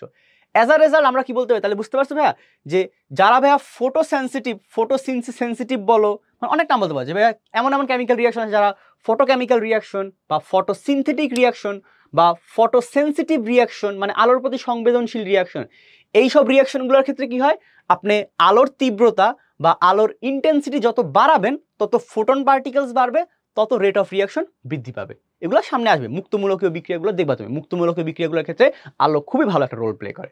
এর পাশে তাপমাত্রা, আলো মেয়ানি তাপমাত্রা, তাপ থাকবে একটা, তাপমাত্রার সাথে ভাইয়া সমানুপাতিক সম্পর্ক। ওকে, মানে তাপমাত্রার সাথে আমাদের সমানুপাতিক সম্পর্ক, যে রেট অফ রিয়াকশনটা আলটিমেটলি তাপমাত্রার সাথে সমানুপাতিক আকারে বৃদ্ধি পায়। ওকে, এটা নিয়ে আমাদের অনেক বড় আলোচনা আছে, এগুলোকে আমরা আর্হেনিয়াস ইকুয়েশনে দেখব। ওকে, জাস্ট জেনে রাখো আপাতত এতটুকু, এটা খুবই ডিটেলসে আমরা ফুল এক লেকচার নিয়ে এটাকে আলোচনা করবো, ফুল একটা লেকচার লাগবে এই তাপমাত্রাটাকে আলোচনা করতে আমাদের। আপাতত তুমি এতটুকু জেনে রাখো যে তাপমাত্রার সাথে আপনার কি হয়, তাপমাত্রার সাথে আপনার রেট অফ রিয়াকশন সমানুপাতিক সম্পর্ক মেনটেন করে। কারণ ভাইয়া চিন্তা করে এরকম, তাপমাত্রা বাড়াচ্ছ, অণুগুলোর মধ্যে গতিশক্তি বাড়তেছে, সংঘর্ষ বাড়তেছে, as a result rate of রিয়াকশনও বাড়তেছে। সো এটা আমরা কোথায় শিখবো, আমাদের আর্হেনিয়াস ইকুয়েশন থাকবে একটা, সেই আর্হেনিয়াস ইকুয়েশনে আমরা এই জিনিসগুলো দেখবো। ওকে, লিখে রাখি আপাতত, যে আর্হেনিয়াস ইকুয়েশন থাকবে আমাদের একটা লেকচারে, আর্হেনিয়াস ইকুয়েশন আমরা এই রেট অফ রিয়াকশনের সাথে টেম্পারেচার ইফেক্টটা সেটা দেখে নেব। আপাতত জিনিসটা কি, কথাটা হচ্ছে একটাই, যে ভাই আপনি যখনই কি করেন, আপনি যখনই একটা রাসায়নিক বিক্রিয়ার তাপমাত্রা বৃদ্ধি করলে তার কি হয়, তার আলটিমেটলি গতিশক্তি বেড়ে যায়। দেখো এখানে লেখা আছে তাপমাত্রা বৃদ্ধি করলে গতিশক্তি বৃদ্ধি পায়, তাহলে কি হয়, অ্যাজ আ রেজাল্ট সংঘর্ষ সংখ্যা বৃদ্ধি পায়, সংঘর্ষ সংখ্যা বৃদ্ধি পাইলে কি হয় দেখছো, বিক্রিয়ার হারও বৃদ্ধি পায়। এই জিনিসটাই, যে ভাইয়া বিক্রিয়ার হারটা মূলত বৃদ্ধি পাচ্ছে। এরপর ভাইয়া চাপের ফলে কি হবে, দেখো চাপ প্রয়োগ করলে আপনার এটা বাড়ার কথা। কারণ কি ভাই, চাপ প্রয়োগ করলে কেন বাড়ার কথা, কারণ ভাই আপনি দেখেন যে আপনি একটা মনে করো একটা গ্যাসিয়াস, মানে চাপের প্রভাবটা শুধুমাত্র গ্যাসিয়াসের ক্ষেত্রেই হয়, চাপের প্রভাবটা আপনার গ্যাসিয়াসের ক্ষেত্রে। আমি কিন্তু বলতে দেখো এই যে ভাই এতগুলো প্রভাব দেখতেছো, যে বিক্রিয়কের প্রভাব, চাপের প্রভাব, তাপমাত্রার প্রভাব, আলোর প্রভাব, মানে সব বিক্রিয়ায় সবগুলো ইফেক্টিভ হয় না। ওকে, সব বিক্রিয়ার জন্য কিন্তু সব না, মনে করো একটা বিক্রিয়ায় কোনো গ্যাসিয়াস প্রোডাক্টই নাই, তাহলে ওই বিক্রিয়া চাপের কোনো প্রভাব আছে নাই তো ভাইয়া, কারণ সলিড বলো বা লিকুইড বলো তাদের তো কম্প্রেসিবিলিটি ফ্যাক্টর কম। কম্প্রেসিবিলিটি ফ্যাক্টর কি, অনেক ভাইয়াটা অনেক বড় ওয়ার্ড উচ্চারণ করে ফেলেন। কম্প্রেসিবিলিটি ফ্যাক্টর হচ্ছে চাপ প্রয়োগ করলে কতটুকু সংকুচিত হচ্ছে, সেটাকে বলা হয় কম্প্রেসিবিলিটি ফ্যাক্টর। তাহলে ভাইয়া সলিড এবং লিকুইডের তো কম্প্রেসিবিলিটি ফ্যাক্টর কম, মানে চাপ প্রয়োগ করলে ওরা অতটা সংকুচিত হয় না, তাহলে ওদের জন্য তো ভাইয়া চাপের প্রভাবটা অতটা ইফেক্টিভভাবে হবে না। রেদার দেখো তাপমাত্রার প্রভাবটা সবার জন্য ইফেক্টিভ। আবার ফটোকেমিক্যাল ভাইয়া সব বিক্রিয়া তো আর আলোর প্রতি সংবেদনশীল না, একটা বিক্রিয়া আলোর প্রতি সংবেদনশীল আর একটা বিক্রিয়া তো কোনো রিয়াক্টই করে না। তো এই আলোর প্রভাবটা কি সবার জন্য থাকবে? অবশ্যই থাকবে না ভাইয়া। তো এই জিনিসটাই ভাইয়া যে প্রত্যেকটার সাথে মার্জ করতে যাবে না। প্রত্যেকটা ইন্ডিভিজুয়াল রিঅ্যাকশন মানে একটা ফ্যাক্টর অনেকগুলো রিঅ্যাকশনের জন্য হতে পারে, অনেকগুলো ফ্যাক্টর একটা রিঅ্যাকশনের জন্য হতে পারে, বাট নট ম্যান্ডেটরি যে সবগুলোর জন্যই হবে। চাপের ক্ষেত্রে আমরা কি বললাম দেখো, চাপ বাড়ালে কি হয়? চাপ বাড়ালে অণুগুলো কাছাকাছি আসে। এই যে চাপ বাড়ালে কি হয়, তোমার অণু বলো পরমাণু বলো তারা কি হয়, তারা কাছাকাছি আসে। তো চাপ বাড়ালে যদি অণু পরমাণুগুলো কাছাকাছি আসে তখন কি হয়, মানে এদের মধ্যে সংঘর্ষ হওয়ার প্রবাবিলিটি বেশ বেড়ে যায় না? এদের মধ্যে কিন্তু ভাই সংঘর্ষের সম্ভাবনাটা বৃদ্ধি পায়, যে পসিবিলিটি অফ কলিশন, এদের মধ্যে কি হবে, possibility of collision, possibility of collision increase. এদের মধ্যে ভাইয়া কলিশন হওয়ার পসিবিলিটি বেড়ে যায়। অ্যাজ আ রেজাল্ট কি হয়, রেট অফ রিয়াকশনটা বেড়ে যায়। এই যে ভাইয়া দেখো যে এই রিয়াকশনটা তুমি যখন 200 অ্যাটমসফিয়ার চাপ দিচ্ছ, কত দিচ্ছ ভাইয়া, এই যে তুমি এই রিয়াকশনে মনে করো যখন ভাইয়া 200 অ্যাটমসফিয়ার চাপ দিচ্ছ তখন কি হয়েছে, বিক্রিয়াটা একটা ভালো হয়েছে, এটাকে বলা হয় প্রভাবকের প্রভাব। এই যে তো এই জিনিসটাই যে ভাইয়া আপনার তাপমাত্রা এবং চাপ একটা ভালো রোল প্লে করে আপনার বিক্রিয়ার হারটাকে বাড়ানোর জন্য। তাহলে বুঝতে পারছো দুইটাই আমার সমানুপাতিক সম্পর্ক। আর ইন্টেন্সিটি অফ লাইটের সাথে সমানুপাতিক সম্পর্ক ভাইয়া, এটাও মাথায় রাখবে একটু। আচ্ছা, আর এটা তো আমি বলবো এখন ঘনমাত্রার ইফেক্টটা কি ভাইয়া, মনে রাখো ভাইয়া একটা রাসায়নিক বিক্রিয়া তুমি যত ঘনমাত্রা বাড়াবা, ঘনমাত্রা বাড়ানো মানে কি বলতো, একক আয়তন অনুসংখ্যা বাড়তেছে না? একটু আগে ভাইয়া চাপের জিনিসটা ফোকাস করছো তুমি একটু বলো তো ভাইয়া, একটা বিক্রিয়ার ক্ষেত্রে আসলে ঘনমাত্রা বাড়ানো মানে কি? তোমাকে আমি এটা বলি, দেখো যে একটা বিক্রিয়ার ক্ষেত্রে আমাদের ঘনমাত্রা যদি তুমি বাড়াও, ঘনমাত্রা বাড়ানো মানে কি? ঘনমাত্রা বাড়ানো মানে ভাই দেখো concentration is equal to mole per litre. Concentration মানে মোল পার লিটার না, তাহলে ঘনমাত্রা বাড়ানো মানে কি? দেখো ঘনমাত্রা বাড়ানো ইনডিরেক্টলি মিন করে তোমার মোল নাম্বারই বাড়ানো। ওকে, তো ঘনমাত্রা মানে হচ্ছে মোল নাম্বার ইনক্রিজ করা। এই জিনিসটা মনে রাখবা যে ঘনমাত্রা বাড়ানো ইনডিরেক্টলি ভাইয়া আপনার কোন জিনিসটাকে নির্দেশ করে, এটা হ্যাঁ ইনডিরেক্টলি আপনার মোল নাম্বার ইনক্রিজ করাটাকে নির্দেশ করে। অ্যান্ড যদি ভাই মোল নাম্বার ইনক্রিজ হয়, দেখো মোল নাম্বার ইনক্রিজ হচ্ছে আয়তন সেম থাকতেছে, মোল নাম্বার ইনক্রিজ হলে কি আপনার আলটিমেটলি আপনার অণুগুলো কাছাকাছি আসতেছে না? তাহলে অণুগুলো কি হচ্ছে, অণু আপনার বাড়তেছে, অণু বাড়লো, অণু বাড়লে কি হলো, অণু বাড়ার রেজাল্ট হিসেবে সংঘর্ষ বাড়লো, তো সংঘর্ষ বাড়লে কি হয়, আপনার রিয়াকশন বাড়লো। ওকে, এটা তো এই কথা ভেবে যে ঘনমাত্রা বাড়লে আপনার কি হয়, ঘনমাত্রা বাড়লে আপনার বিক্রিয়ার হারটাও বৃদ্ধি পায়। তো এখান থেকে আমরা কি বলতে পারি, এখান থেকে আমরা বলতে পারি এই জিনিসটা যে ভাই আপনার রেট অফ রিয়াকশনের সাথে কানেকশনটা কি দেখে, এখানে আমরা বলতে পারি যে ভাইয়া রেট অফ রিয়াকশনের সাথে আপনার কনসেন্ট্রেশনের কানেকশনটা হচ্ছে সমানুপাতিক, যে রেট অফ রিয়াকশন কনসেন্ট্রেশন এর সমানুপাতিক। আলটিমেটলি ভাই এটাকে না আমরা একটু এভাবে বলাটা আসলে ভালো শোনায় না, যে rate of reaction rate concentration, এটা কারণ ভাইয়া মূলত কথা কি জানো, এটা আসলে কনসেন্ট্রেশন, এটা সক্রিয় ভর, ইফেক্টিভ মাস। মেইন কথাটা হচ্ছে ভাই এখানে ইফেক্টিভ মাস। আমি তাহলে তোমাকে কারেক্টটা লিখে দিই, মূলত ভাই এখানে অ্যাক্টিভ মাসের সাথে কানেক্টেড। রেট অফ রিয়াকশন তোমার অ্যাক্টিভ মাসের সাথে কানেক্টেড, তোমার কতটুকু সক্রিয় অণু এখানে বিক্রিয়া করতেছে। এখন অ্যাক্টিভ মাস দুই টাইপের হতে পারে, দেখো অ্যাক্টিভ মাস দুই টাইপের হতে পারে, যেটা হচ্ছে মানে কনসেন্ট্রেশন বলতে পারি আমরা একদিক থেকে কনসেন্ট্রেশন বলতে পারি, আর একদিক থেকে ভাই পার্শিয়াল প্রেশারও বলা যায়। ওকে, আর একদিক থেকে বলা যায় partial pressure. Rate of reaction আমার পার্শিয়াল প্রেশারের সাথেও কানেক্টেড, পার্শিয়াল প্রেশার। এই জিনিসটা একটু মনে রাখবো যে ভাইয়া রেট অফ রিয়াকশন কিন্তু আপনার আলটিমেটলি কনসেন্ট্রেশন না, এটা ডিপেন্ড করে অ্যাক্টিভ মাসের সাথে। অ্যাক্টিভ মাস আপনার কনসেন্ট্রেশন হতে পারে, অ্যাক্টিভ মাস পার্শিয়াল প্রেশারও হতে পারে। কোনটা কখন হবে আমি আরেকটু বলে রাখি, পার্শিয়াল প্রেশার ভাইয়া এটা শুধুমাত্র গ্যাসিয়াসের জন্য, এটা হচ্ছে গ্যাসিয়াস স্টেটে, যখন তোমার সব উপাদান মানে তোমার একটা রাসায়নিক বিক্রিয়ায় সব উপাদান যদি গ্যাসিয়াস হয় তখন। আর কনসেন্ট্রেশন হচ্ছে তোমার লিকুইড ফেজের জন্য তোমার কনসেন্ট্রেশনটাকে আমরা মেজার করি। তাহলে এই জিনিসগুলো আমরা বুঝতে পারলাম যে আরও ডিটেলস আসবে, এটা অনেক ডিটেলস আমরা আলোচনা করবো, যে এটার উপর একটা লেকচার লাগবে আমাদের, পুরো একটা লেকচার লাগবে, কারণ এখানে ঘনমাত্রা বললে ইনডিরেক্টলি আরেকটা কথা চলে আসে, সেটা হচ্ছে বিক্রিয়ার ক্রম, অর্ডার বলে একটা কথা চলে আসে, ওই জিনিসটা আমাদের শিখতে হবে। ওই জিনিসটা আমরা এই লেকচারে দেখার ট্রাই করবো। আমি তোমাকে একটু বলে রাখি যে ভাইয়া এখানে বিক্রিয়ার ক্রম বলে একটা কথা আছে, বিক্রিয়ার ক্রম বা বিক্রিয়ার অর্ডার বলে একটা কথা আছে, সেই জিনিসটাকে আমরা এখানে দেখার ট্রাই করবো। ওকে, যে ঘনমাত্রা বললে ইনডিরেক্টলি এই একটা ওয়ার্ড চলেই আসবে, সেই জিনিসটাকে আমাদের ডিটেলসে দেখা লাগবে। তাহলে আই গেস আমরা এই জিনিসগুলো বুঝতে পারছি ভাইয়া। আরেকটা জিনিস আছে ভাইয়া, তাহলে কী দেখলাম আমরা একটু ওভারভিউ করে আসি ভাইয়া। ফার্স্টে আমরা বিক্রিয়কের প্রকৃতি দেখলাম, যে বিক্রিয়কের প্রকৃতির উপর কীরকম হতে পারে। আমরা ভাইয়া বিক্রিয়কের ঘনমাত্রা দেখছি, ওকে, বিক্রিয়কের ঘনমাত্রা দেখলাম। এবার ভাইয়া তাপমাত্রা দেখলাম, চাপ দেখলাম, পৃষ্ঠতলের ক্ষেত্রফল এটা তো আগে আলোচনা করে ফেলছি। প্রভাবক, প্রভাবকের কাজটা কি দেখো, প্রভাবক নিয়ে একটু আলোচনা করে দেখো। প্রভাবক নিয়েও ভাই আমাদের ডিটেলস একটা লেকচার আছে, আমি তোমাকে এখানে ওভারভিউ দেখো। এখানে ভাইয়া জাস্ট আমরা ওভারভিউ আকারে দেখতেছি, বাট প্রত্যেকটা ডিটেলস আলোচনা হবে। তাপমাত্রা নিয়ে ডিটেলস আলোচনা হবে, প্রেশার নিয়ে ডিটেলস আলোচনা হবে আলাদা লেকচারে, প্রভাবক নিয়ে ডিটেলস আলাদা লেকচারে আলোচনা হবে। যত ধরনের প্রভাবক আছে সব পড়বো আমরা। আবার তোমাকে বলে রাখি যে প্রভাবক করে কি ভাইয়া, রাসায়নিক বিক্রিয়া হতে সাহায্য করে। মনে রাখবা তোমার একটা রাসায়নিক বিক্রিয়ায় প্রভাবক দুইটা ইফেক্ট হতে পারে, সে রাসায়নিক বিক্রিয়া গতিকে বাড়াতেও পারে কমাতেও পারে। মনে রাখবা যে প্রভাবক আপনার মাঝে মাঝে রেট অফ রিয়াকশন আপনার প্রভাবকের সাথে সাথে বাড়ে, মাঝে মাঝে আপনার প্রভাবকের সাথে রেট অফ রিয়াকশন বাড়ে। তুমি প্রভাবক দিলে সেটা বিক্রিয়ার হারকে বাড়িয়েও দিতে পারে, মাঝে মাঝে ভাইয়া রেট অফ রিয়াকশন আপনার প্রভাবকটাকে কমায় দিতে পারে। ওকে, এভাবে বলা যায়। মাঝে মাঝে ভাইয়া প্রভাবক আপনার রেট অফ রিয়াকশনটাকে কমিয়েও দিতে পারে। কথা হচ্ছে ভাইয়া কখন বাড়াবে কখন কমাবে এই জিনিসটা ম্যাটার করে। ওকে, কখন বাড়াবে কখন কমাবে এই জিনিসটা ম্যাটার করে। আমি দেখলাম ভাইয়া প্রভাবক আপনার রাসায়নিক বিক্রিয়ার গতিকে বাড়াতেও পারে কমাতেও পারে। সেটা মেইন কারণ কি ভাইয়া, মেইন জিনিসটা সেটা যে প্রভাবক ইউজ করলে কি হয়, প্রভাবক ভাই আপনাকে অল্টারনেটিভ একটা ওয়ে দেয়, অল্টারনেটিভ একটা ওয়ে ক্রিয়েট করে দেয়। মনে করো ভাইয়া তোমাকে আমি একটা গ্রাফ আকারে দেখি জিনিসটাকে, তোমাকে আমি এই জিনিসটা একটা গ্রাফ আকারে দেখালে ভালো বুঝবা। মনে করো ভাইয়া এটা হচ্ছে একটা রাসায়নিক বিক্রিয়ার গ্রাফ। ওকে, তোমাকে একটা রাসায়নিক বিক্রিয়ার গ্রাফ দেখাই। এটা মনে করো এক্স এক্সিস, এটা মনে করো ওয়াই এক্সিস, এটা হচ্ছে এক্স এক্সিস ওয়াই এক্সিস। এই গ্রাফে আমি তোমাকে বললাম যে মনে করো ভাইয়া ওয়াই এক্সিসে তুমি দিলা এনার্জি, ওয়াই এক্সিস তুমি এনার্জি দিলে। আচ্ছা সরি, ঠিক হয়ে গেছে আমাদের। ওকে, ওয়াই এক্সিস তুমি কি দিচ্ছ ভাই? আচ্ছা আমি তাহলে গ্রাফটাকে একটু ডানে নিয়ে আসি, ডানে নিয়ে আসলে হয়ে যাবে। এটা এবার একদম কর্নারে চলে গেছে একদম। হ্যাঁ এখন ঠিক আছে, সরি ফর দ্য ইনকনভিনিয়েন্স। আসো মনে করো ওয়াই এক্সিস আমি কী দিলাম, ওয়াই এক্সিস আমি এনার্জি দিচ্ছি। এক্স এক্সিস কী দিচ্ছি আমি ভাইয়া, মনে করো টাইম বা রিয়াকশন কোঅর্ডিনেটস যা দাও সমস্যা নেই, টাইম বা কোঅর্ডিনেট তুমি যা দাও সমস্যা নেই কোনো।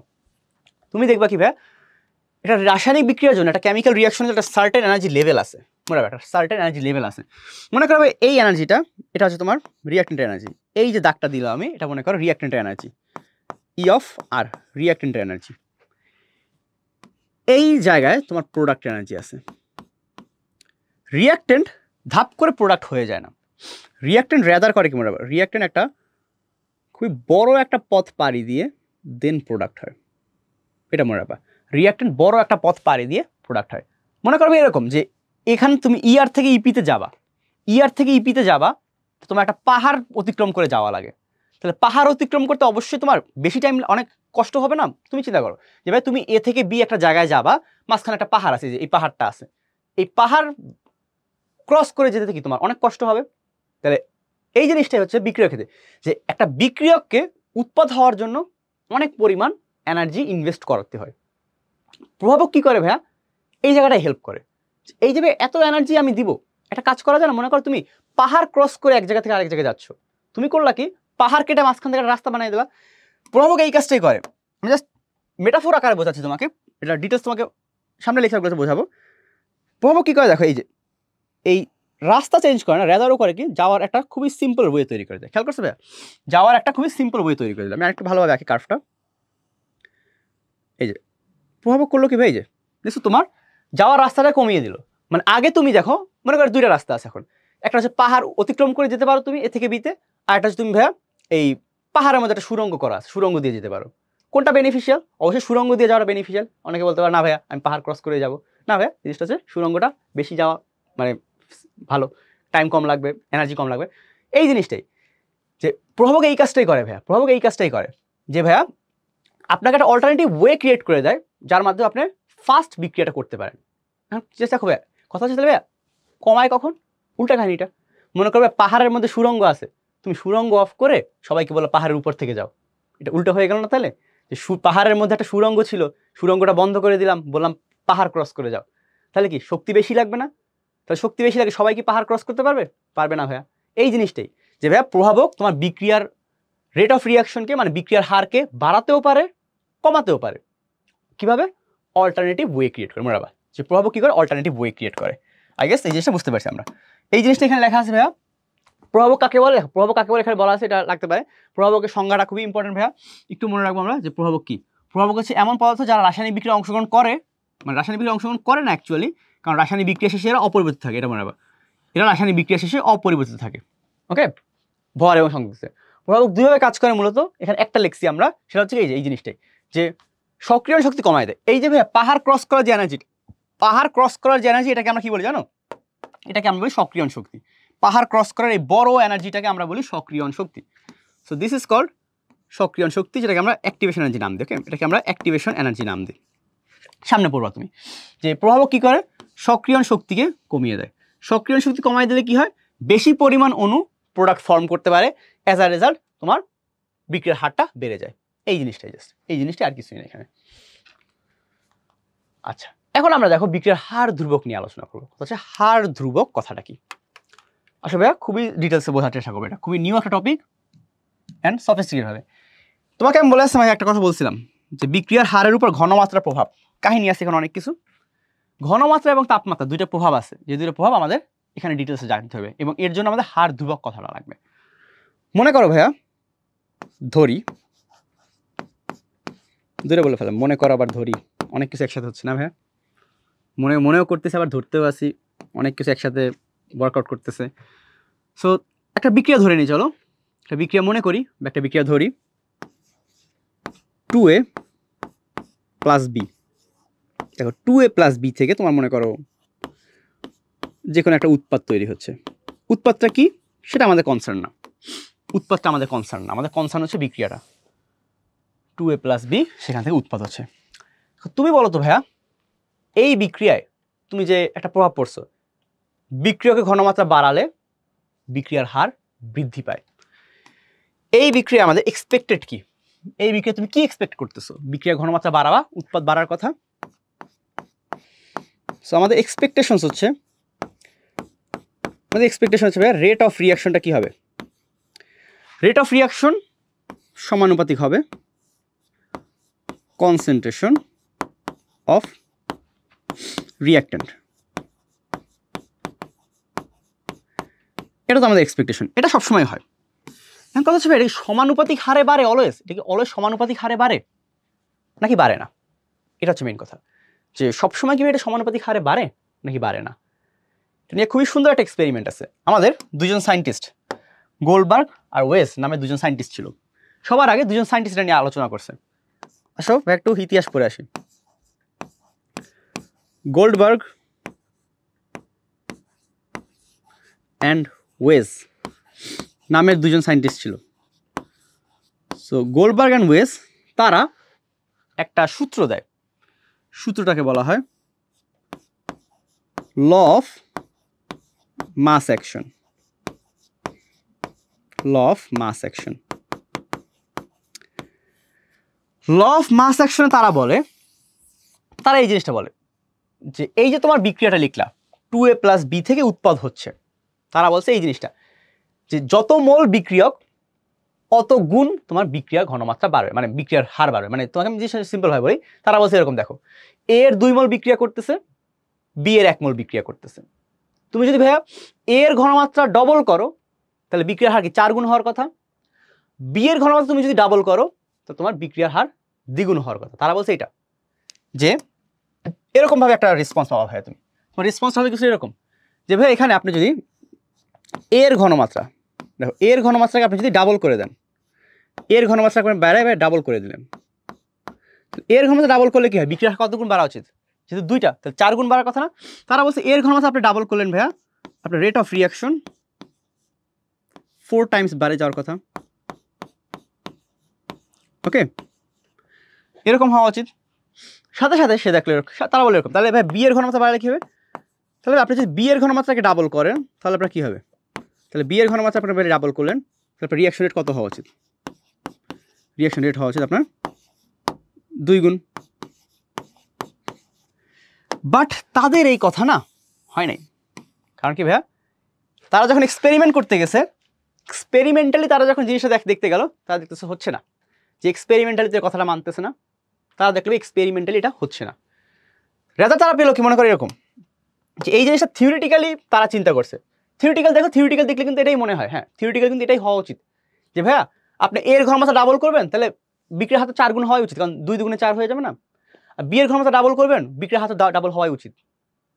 তারা দেখলো যে এই যে জিনিসটা ভাইয়া, এটা থিওরিটিক্যালি ঠিক আছে, বাট প্র্যাকটিক্যালি এটা ভাইয়া প্র্যাকটিক্যালি ভুল। প্র্যাকটিক্যালি ভুল কারণ কি ভাই, এক্সপেরিমেন্টালি তারা এই ভ্যালু পাচ্ছে না, তারা এক্সপেরিমেন্টালি এটার কোনো ভিত্তি পাচ্ছে না। তখন তারা দেখলো আসলে তাদের এই ল অফ মাস কনজারভেশনটা ভুল, মানে ল অফ মাস অ্যাকশনটা ভুল। তারা যে সূত্র দিয়েছিল যে যত মোল বিক্রিয়া করবে তার সমানুপাতিক, মানে তারা এখান থেকে বলছে কি জানো, তারা এখান থেকে যে কনক্লুশনটা টানছিল, তাদের কনক্লুশনটা কিছু এরকম ছিল ভাইয়া। তাদের কনক্লুশন ছিল এরকম যে এই বিক্রিয়ায় তোমার এই যে বিক্রিয়াটা, তারা কনক্লুশনটা এভাবে টানছিল ভাইয়া, যে এই বিক্রিয়ায় মনে করো তোমাকে আমি বললাম, হ্যাঁ তারা বলছে এই বিক্রিয়া এরকম যে রেট অফ রিয়াকশন সমানুপাতিক কী হবে, রেট অফ রিয়াকশন সমানুপাতিক এর কনসেন্ট্রেশন পাওয়ার কত, এর কনসেন্ট্রেশন পাওয়ার 2, যে একে তুমি ডাবল করলে 4 গুণ হয়ে যাবে, এবং ভাইয়া তোমার বি এর কনসেন্ট্রেশন কী হবে, বি এর কনসেন্ট্রেশন এরকম। তারা বলছে এটা, অ্যান্ড এই দুইটাকে যদি তুমি মার্চ করো, এই দুইটাকে তুমি যদি ভাই মার্চ করো, তাহলে কী আসে তোমার, দুইটাকে মার্চ করলে আসে ভাইয়া রেট অফ রিয়াকশনটা আসে তোমার, সমানুপাতিক চিহ্নটা আমরা এখন উঠাবো না, পরে উঠাবো, হার দুপক্ষে পরে আনবো অনেক। তারা বলছে এরকম, এরকম হবে। এটা হওয়ার কথা ছিল, বাট এটা থিওরিটিক্যালি ঠিক হলেও তারা দেখলো এক্সপেরিমেন্টালি এটা মানে না। এটা কি হচ্ছে ভাইয়া, থিওরিটিক্যালি তাদের কথা ঠিক আছে, বাট এক্সপেরিমেন্টালি হচ্ছে না। এক্সপেরিমেন্টালি, আচ্ছা এক্সপেরিমেন্টালি, এটা এক্সপেরিমেন্টালি সবসময় হয় না। আমি একটা কথা বলছি কিন্তু মাত্র, খেয়াল করছো ভাইয়া, এক্সপেরিমেন্টালি সবসময় হয় না। হতে পারে কিছু কিছু বিক্রিয়া আছে যাদের ক্ষেত্রে সহগটাকে আমরা কি বলছিলাম আগের লেকচারে মনে আছে, স্টোইকেমিস্টিক্যাল মানে স্টোইকেমিক্যাল কোএফিসিয়েন্ট। সো স্টোইকেমিক্যাল কোএফিসিয়েন্ট যেটা, সেটা ডিরেক্টলি পাওয়ারে চলে যায় না, সেটা ডিরেক্টলি আমাদের পাওয়ারে চলে যায় না। কিছু কিছু বিক্রিয়া ক্ষেত্রে যেতে পারে, but not for every reaction, not for every reaction এটা ইউনিভার্সাল হবে না। তখন তারা কি করলো, দেখো খুবই সুন্দর একটা সমাধানের মাধ্যমে আসলো। তারা তখন করলো কি, প্রত্যেকটা বিক্রিয়ার জন্য বিক্রিয়ার এক্সপেরিমেন্ট করা শুরু করলো। তারা তখন এক্সপেরিমেন্ট করা শুরু করলো প্রত্যেকটা রিয়াকশনের জন্য। তাদের এক্সপেরিমেন্ট আমাদের নেক্সট জিনিসের পায়োনিয়ার ছিল।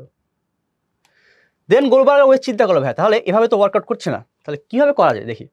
তারা এই রিয়াকশনটার জন্য তারা এখন দেখলো যে আসলে কি হয়। তারা করলো কি, প্র্যাকটিক্যালি দেখলো যে ঘনমাত্রা ডবল করি, এর বি এর ঘনমাত্রাকে ফিক্স রেখে এর ঘনমাত্রা ডাবল করি, আবার এরটাকে ফিক্স রেখে বি এরটাকে ডাবল করি, চেঞ্জ কি হয় একটু দেখার ট্রাই করি আমরা। তখন তারা এক্সপেরিমেন্টাল অ্যাপ্রোচে গেল। আসো তাহলে ওই অ্যাপ্রোচটা আমরা যাই একটু। এখন আমরা দেখবো গোল্ডবার্গ অ্যান্ড ওয়েজের এক্সপেরিমেন্টাল অ্যাপ্রোচ। তারা কি গেল, এক্সপেরিমেন্টাল অ্যাপ্রোচে গেল। তারা যখন এক্সপেরিমেন্টাল অ্যাপ্রোচে গেল তখন তারা খুবই ডাইনামিক একটা সলিউশন পেল। তারা দেখলো কি ভাই, দেখো তারা দেখলো এরকম যে তোমার এই রিয়াকশনটা 2a + b, সেখান থেকে আমরা কি উৎপন্ন হচ্ছে ভাই, প্রোডাক্ট ফর্ম হচ্ছে। 2a + b থেকে যে কোনো প্রোডাক্ট তৈরি হচ্ছে, প্রোডাক্টটা কি সেটা আমাদের কনসার্ন না। ওকে, তারা দেখলো এটা যে এই যে রিয়াকশনটা 2a + b থেকে প্রোডাক্ট হচ্ছে। তারা দেখলো এরকম যে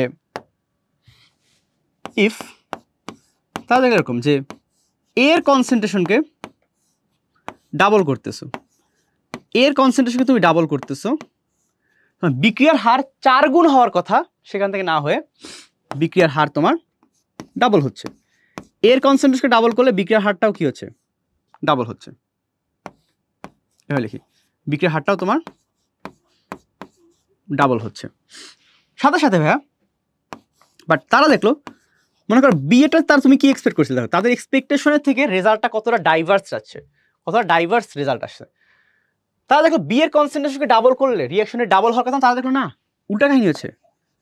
বি এর কনসেন্ট্রেশনকে তুমি ডাবল করতেছো, as a result rate of রিয়াকশনটা 4 গুণ হয়ে যাচ্ছে। মানে খুবই ভৌতিক কাহিনী, বলতে গেলে একদম ভৌতিক কাহিনী, যে একটার জন্য আরেকটা হয়ে গেছে, উল্টে গেছে একদম। দেখো জিনিসটা বোঝার ট্রাই করো আসলে হচ্ছে কি। মানে তারা এখান থেকে ডিসিশন আসলো যে ভাইয়া আপনি কোনো বিক্রিয়া দেখেই বলতে পারবেন না যে কনসেন্ট্রেশনের প্রপোর্শনাল কানেকশনটা কত। মানে জিনিসটা হচ্ছে তুমি বিক্রিয়া দেখে বলতে পারবা যে তুমি রিয়াক্টেন্টের কনসেন্ট্রেশন বাড়ালে, মানে বিক্রিয়ক ঘনমাত্রা তুমি যদি বাড়াও রিয়াকশন রেট বাড়বে ঠিক আছে, বাট সেটা কত গুণ বাড়বে সেটা তুমি কখনো রিয়াকশন দেখে প্রেডিক্ট করতে পারবে না। মানে তুমি এই যে স্টোইকেমিক্যাল যে কোএফিসিয়েন্ট সেটা দেখে কখনো বলতে পারবে না যে ভাইয়া এ এর 2 মোল বি এর 1 মোল বিক্রিয়া করছে, উইচ মিনস আপনি এ এর ঘনমাত্রা ডাবল করলে আপনার বিক্রিয়ার হার 4 গুণ হয়ে যাবে, বা বি এর ঘনমাত্রা ডাবল করলে আপনার বিক্রিয়ার হার দ্বিগুণ হয়ে যাবে। এটা তুমি কখনো বলতে পারবে না। রাদার তোমাকে এটা এক্সপেরিমেন্টালি যাওয়া লাগবে, তোমাকে এক্সপেরিমেন্টালি ঘনমাত্রা বাড়িয়ে দেখতে হবে যে আসলে হচ্ছেটা কি। এখান থেকে তারা যে ফাইনালাইজ ডিসিশনটা আসে, তাহলে বলতে এখানে ফাইনালাইজ ডিসিশনটা কি, এখান থেকে তারা ফাইনালাইজ ডিসিশনটা পেলো তাহলে যে ভাই আপনার যে রেট অফ রিয়াকশনটা হচ্ছে, তাহলে কি দেখলাম যে রেট অফ রিয়াকশনটা হচ্ছে আপনার এ এর ঘনমাত্রা ডাবল করলাম, রেট অফ রিয়াকশন ডাবল হলো, মানে ভাই এ এর সাথে ডিরেক্টলি সমানুপাতিক, এ এর সাথে ডিরেক্টলি সমানুপাতিক। এবং ভাইয়া আরেকটা কি দেখলাম যে বি এর সাথে কি, বি এরটা দেখো কি হয়েছে, বি এরটা ভাই ডাবল করছে 4 গুণ হয়ে গেছে, তাহলে বি এর সাথে ভাই স্কোয়ার সম্পর্ক, বি এর সাথে স্কোয়ার সম্পর্ক, তারা এই ডিসিশনটা আসলো। এবং এই ডিসিশন দুইটা থেকে তারা আলটিমেটলি লাস্ট লাইনটা কি লিখতে পারে, তাহলে লাস্ট লাইনটা তারা লিখলো এরকম, তাহলে আমরা বলতে পারি ভাইয়া রেট অফ রিয়াকশনটা হচ্ছে এ ইন্টু বি এ স্কোয়ার, তারা বললো এটা। তাহলে ভাইয়া এরকমভাবে আমরা বলতে পারি। আচ্ছা একটু একটা কাজ করি, একটু সাইডে সরাই লিখি এটাকে, কারণ এর পাওয়ার একটা 1 দিয়ে লিখি, কারণ যাতে বুঝতে সমস্যা না হয়। হ্যাঁ, এর পাওয়ার একটা 1 দেখে। তাহলে দেখো তো ভাইয়া আমার থিওরিটিক্যাল কি ছিল, থিওরিটিক্যাল চিন্তা করেছিলাম এ স্কোয়ার মানে এর পাওয়ার 2 বি এর পাওয়ার 1, বাট হয়ে গেছে কি এর পাওয়ার 1 বি এর পাওয়ার 2, মানে কতটা চেঞ্জ হয়ে গেছে দেখতে পারছো। তারা গোল্ডবার্গ অ্যান্ড ওয়েজ তাদের এক্সপেরিমেন্টের মাধ্যমে এটাই প্রমাণ করলো যে ভাইয়া একটা রাসায়নিক বিক্রিয়া দেখে কখনোই তুমি বলতে পারবা না যে বিক্রিয়ার ঘনমাত্রা দ্বিগুণ করো বা 3 গুণ করো বা 4 গুণ করো বা অর্ধেক করো 1/3 করো, তাহলে তুমি কখনোই বলতে পারবে না যে বিক্রিয়ার হার কতটুকু পরিবর্তন হবে। তোমাকে এটা এক্সপেরিমেন্টালি গিয়ে তারপর বুঝতে হবে, আনলেস তোমাকে কোশ্চেনে বলে দেওয়া থাকবে। এই অধ্যায়ে আমাদের কোশ্চেন আমাদের বলে দেওয়া থাকবে এটা, ওকে। একটু পরে আমরা প্র্যাকটিস দেখবো, তখন দেবো। তাহলে বুঝতে পারছি ভাইয়া যে বিক্রিয়ার হারটা কিভাবে এখানে প্রেডিক্ট করা হয়, এটা এক্সপেরিমেন্টাল পুরো একটা ভ্যালু। তাহলে ভাই এই ইকুয়েশন দেখো, এই যে ইকুয়েশনগুলো লিখলো না, তাহলে এখন আসো, এখন আলে আমরা এই জিনিসটা বুঝতে পারলাম। এখন এই ইকুয়েশনটা ক্ষেত্রে আমরা একটু বিক্রিয়ার হার ধ্রুবকটাকে আনি এখানে। এখন আমরা আসো হার ধ্রুবকের কথায় আসি। এখন আমরা আসবো আমাদের হার ধ্রুবকের কথায়। আচ্ছা হার ধ্রুবক সাথে সাথে আরেকটা জিনিস, হার সমীকরণ, দুইটা একসাথে শিখে ফেলবো।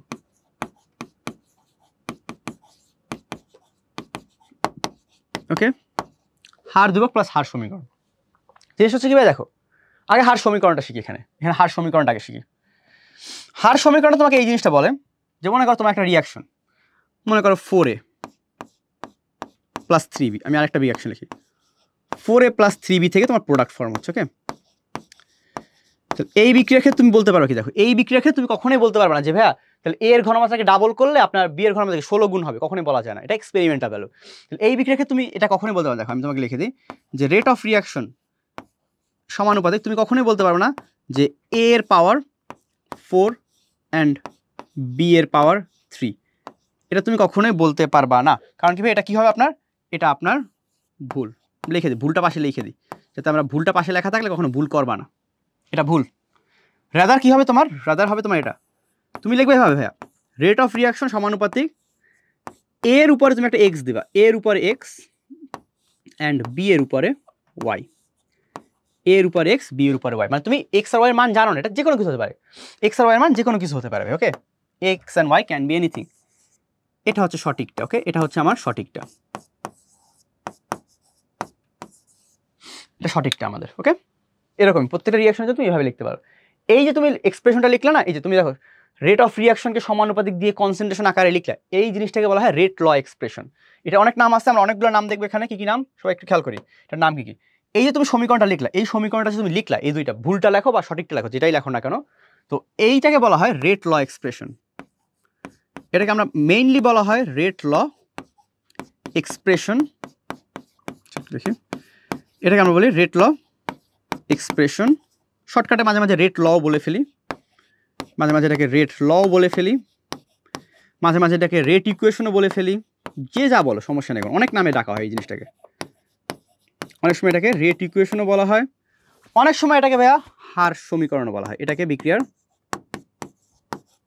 হার সমীকরণ বলা হয়। বাংলায় হার সমীকরণ বলা হয়। ইংলিশে অনেকগুলো নাম আছে, বাংলায় একটাই নাম হার সমীকরণ। তো এই যে লাইনটা লিখলে এটাকে বলা হয় বিক্রিয়ার হার সমীকরণ। বুঝতে পারছি আই গেস জিনিসটা ক্লিয়ার আমাদের। এখন আসো ভাইয়া এই হার সমীকরণের থেকে আমরা হার ধ্রুবককে এক্সট্রাক্ট করি একটু। এখান থেকে আমরা আসবো আমাদের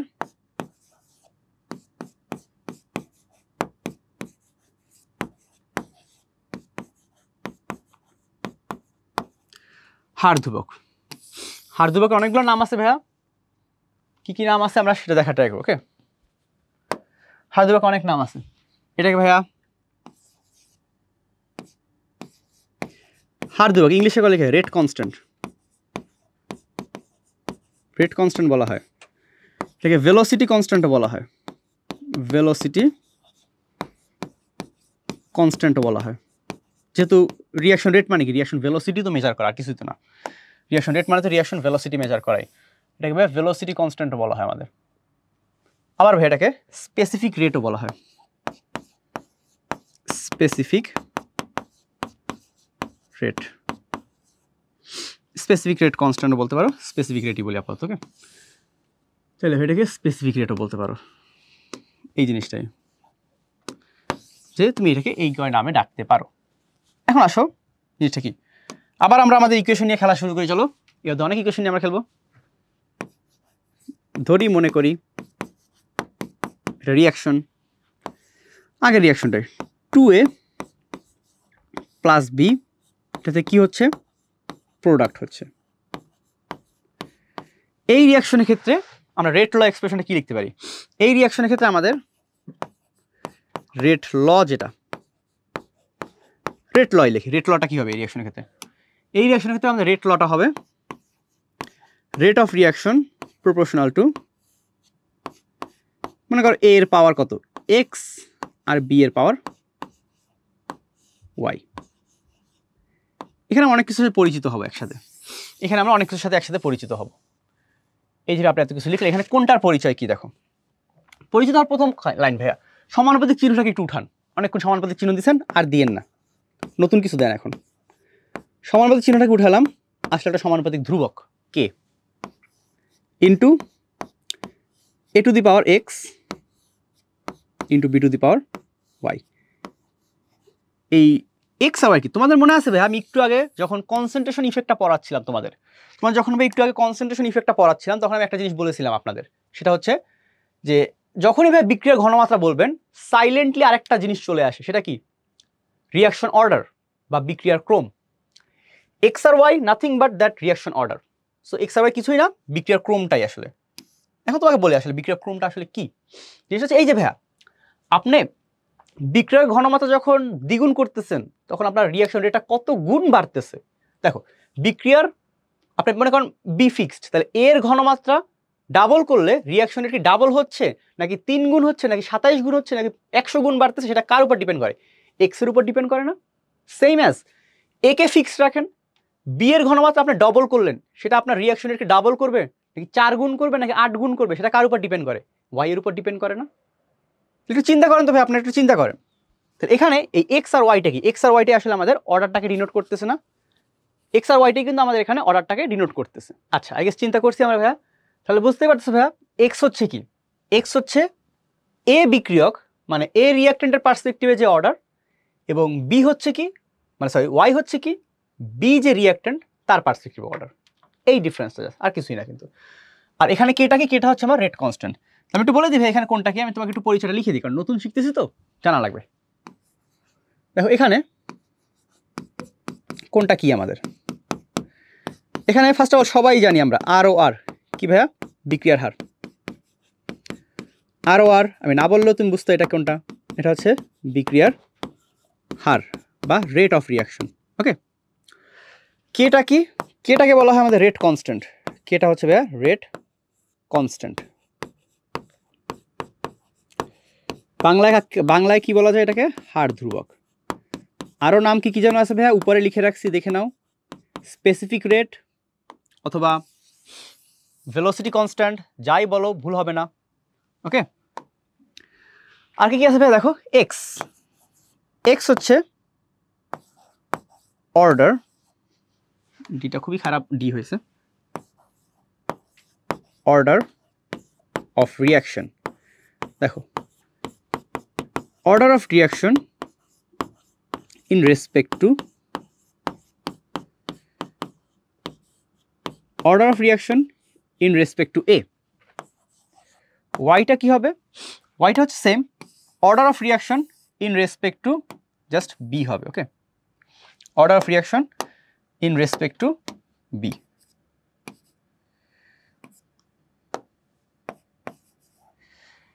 এই এক্স আর ওয়াই এর কম্বিনেশন দেওয়া যায় ভাইয়া। দেখো এক্স আর ওয়াইকে আমরা কম্বাইন করে লিখি সবসময়। এই যে এক্স আর ওয়াই দেখলাম না তুমি, এই এক্স আর ওয়াইটাকে আমরা ভাইয়া একসাথে কম্বাইন করে লিখি। কি হয় ভাইয়া? এক্স আর ওয়াই কম্বাইন করলে হয় N, N is equal to X plus Y, which is total order of the reaction. Okay, এটাকে বলা হয় total order of the reaction. মানে ভাই এই বিক্রিয়াটা কত ক্রমের সেটা ডিপেন্ড করে। ওকে, মানে এক কথা বলতে গেলে বিক্রিয়ার ক্রম, টোটাল এনটা আসলে কি? এন হচ্ছে আমার বিক্রিয়ার ক্রম। তো এই জিনিসটা ভাইয়া, এনটা কি তাহলে? এন হচ্ছে আমার বিক্রিয়ার ক্রম, ইংলিশে বলা হয় কি? Reaction order. খুবই খুবই ইম্পর্টেন্ট টপিক ভাইয়া, ফুল একটা লেকচার তোমার এই অর্ডারের উপরে লাগবে, একটা লেকচার ফুল জাস্ট এই অর্ডারের উপরেই লাগবে আমাদের আলোচনা করা। তাহলে বুঝতে পারছি ভাইয়া এখানে যে এই জিনিসটাই যে উপরে আমি যেটা লিখছি এটাকে আমি যেন কি বলি ভাইয়া, তোমাদের কাছ থেকে একটু রেসপন্স চাই, নিজেরা একটু পজ করে চিন্তা করে ভাইয়া। এই যে এই লাইনটাকে যেন আমরা কি বলছিলাম ভাইয়া? পজ করছি, চিন্তা করছি, তাহলে আসলে দেখি এটাকে আমরা বলছিলাম ভাইয়া rate law expression. Rate law expression বা রেট ল বলতে পারো। এটা হচ্ছে কি ভাইয়া আমাদের, this is our rate law expression. এটা হচ্ছে আমাদের রেট ল এক্সপ্রেশন, এটা আমাদের রেট ল এক্সপ্রেশন। অ্যান্ড এখানে কোনটার পরিচয় কি সেগুলো সব দেয়া আছে আমাদের। ইয়েস, সামনে আগে একটু ভাইয়া, সামনে আগে, এখানে অনেক কথাবার্তা আছে আমাদের আরও বাকি, সেগুলো নিয়ে একটু কথা বলে আসো। এখানে অনেক কথাবার্তা আমাদের বাকি আছে। প্রথম কথাবার্তা আমরা যেটা বলবো ভাইয়া সেটা হচ্ছে আপনার হার ধ্রুবক বা রেট ল জিনিস আসলে কি মিন করতেছে, সেটা একক কি আদার সব কিছু দেখার ট্রাই করবো। সো খেয়াল করো ভাইয়া, তোমাকে যখনই বলা হয় হার ধ্রুবক, সেটা আসলে কি মিন করতেছে তোমার এখানে? হার ধ্রুবকটা আসলে কি? আমরা শুরুটা করবো যে স্পেসিফিক রেট। স্পেসিফিক মানে কি বলতো? কোনো জিনিসের একক মান নিয়ে যখন কাজ করা সেটাকে বলা হয় স্পেসিফিক। মনে আছে? স্পেসিফিক মিন্স একক মান নিয়ে কাজ করা। তো কোনো বিক্রিয়ায়, দেখো মনে রাখবা জিনিসটা হচ্ছে এরকম যে কোনো রাসায়নিক বিক্রিয়ায়, তোমাকে আমি হার ধ্রুবকটাকে সংজ্ঞায়িত করার ট্রাই করছি। কোনো বিক্রিয়ায় অংশগ্রহণকৃত বিক্রিয়কের ঘনমাত্রা, কোনো বিক্রিয়ায় অংশগ্রহণকৃত বিক্রিয়কের ঘনমাত্রা 1 মোল পার লিটার হলে, 1 মোল পার লিটার হলে তার হারকেই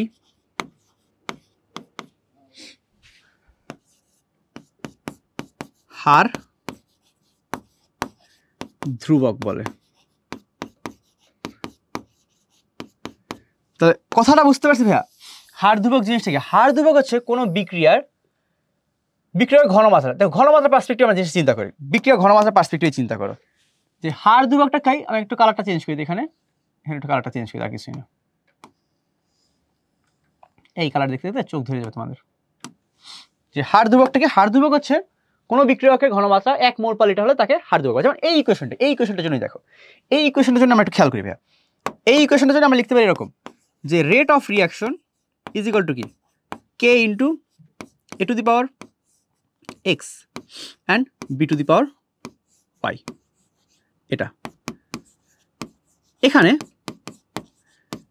বলছে কি বিক্রিয়ার ঘনমাত্রা যদি 1 মোল পার লিটার হয়, হুইচ মিনস ভাইয়া এখানে তোমার এ এর ঘনমাত্রা ইজ ইকুয়াল টু বি এর ঘনমাত্রা is equal two 1 mole per litre, 1 mole per litre বা 1 molar.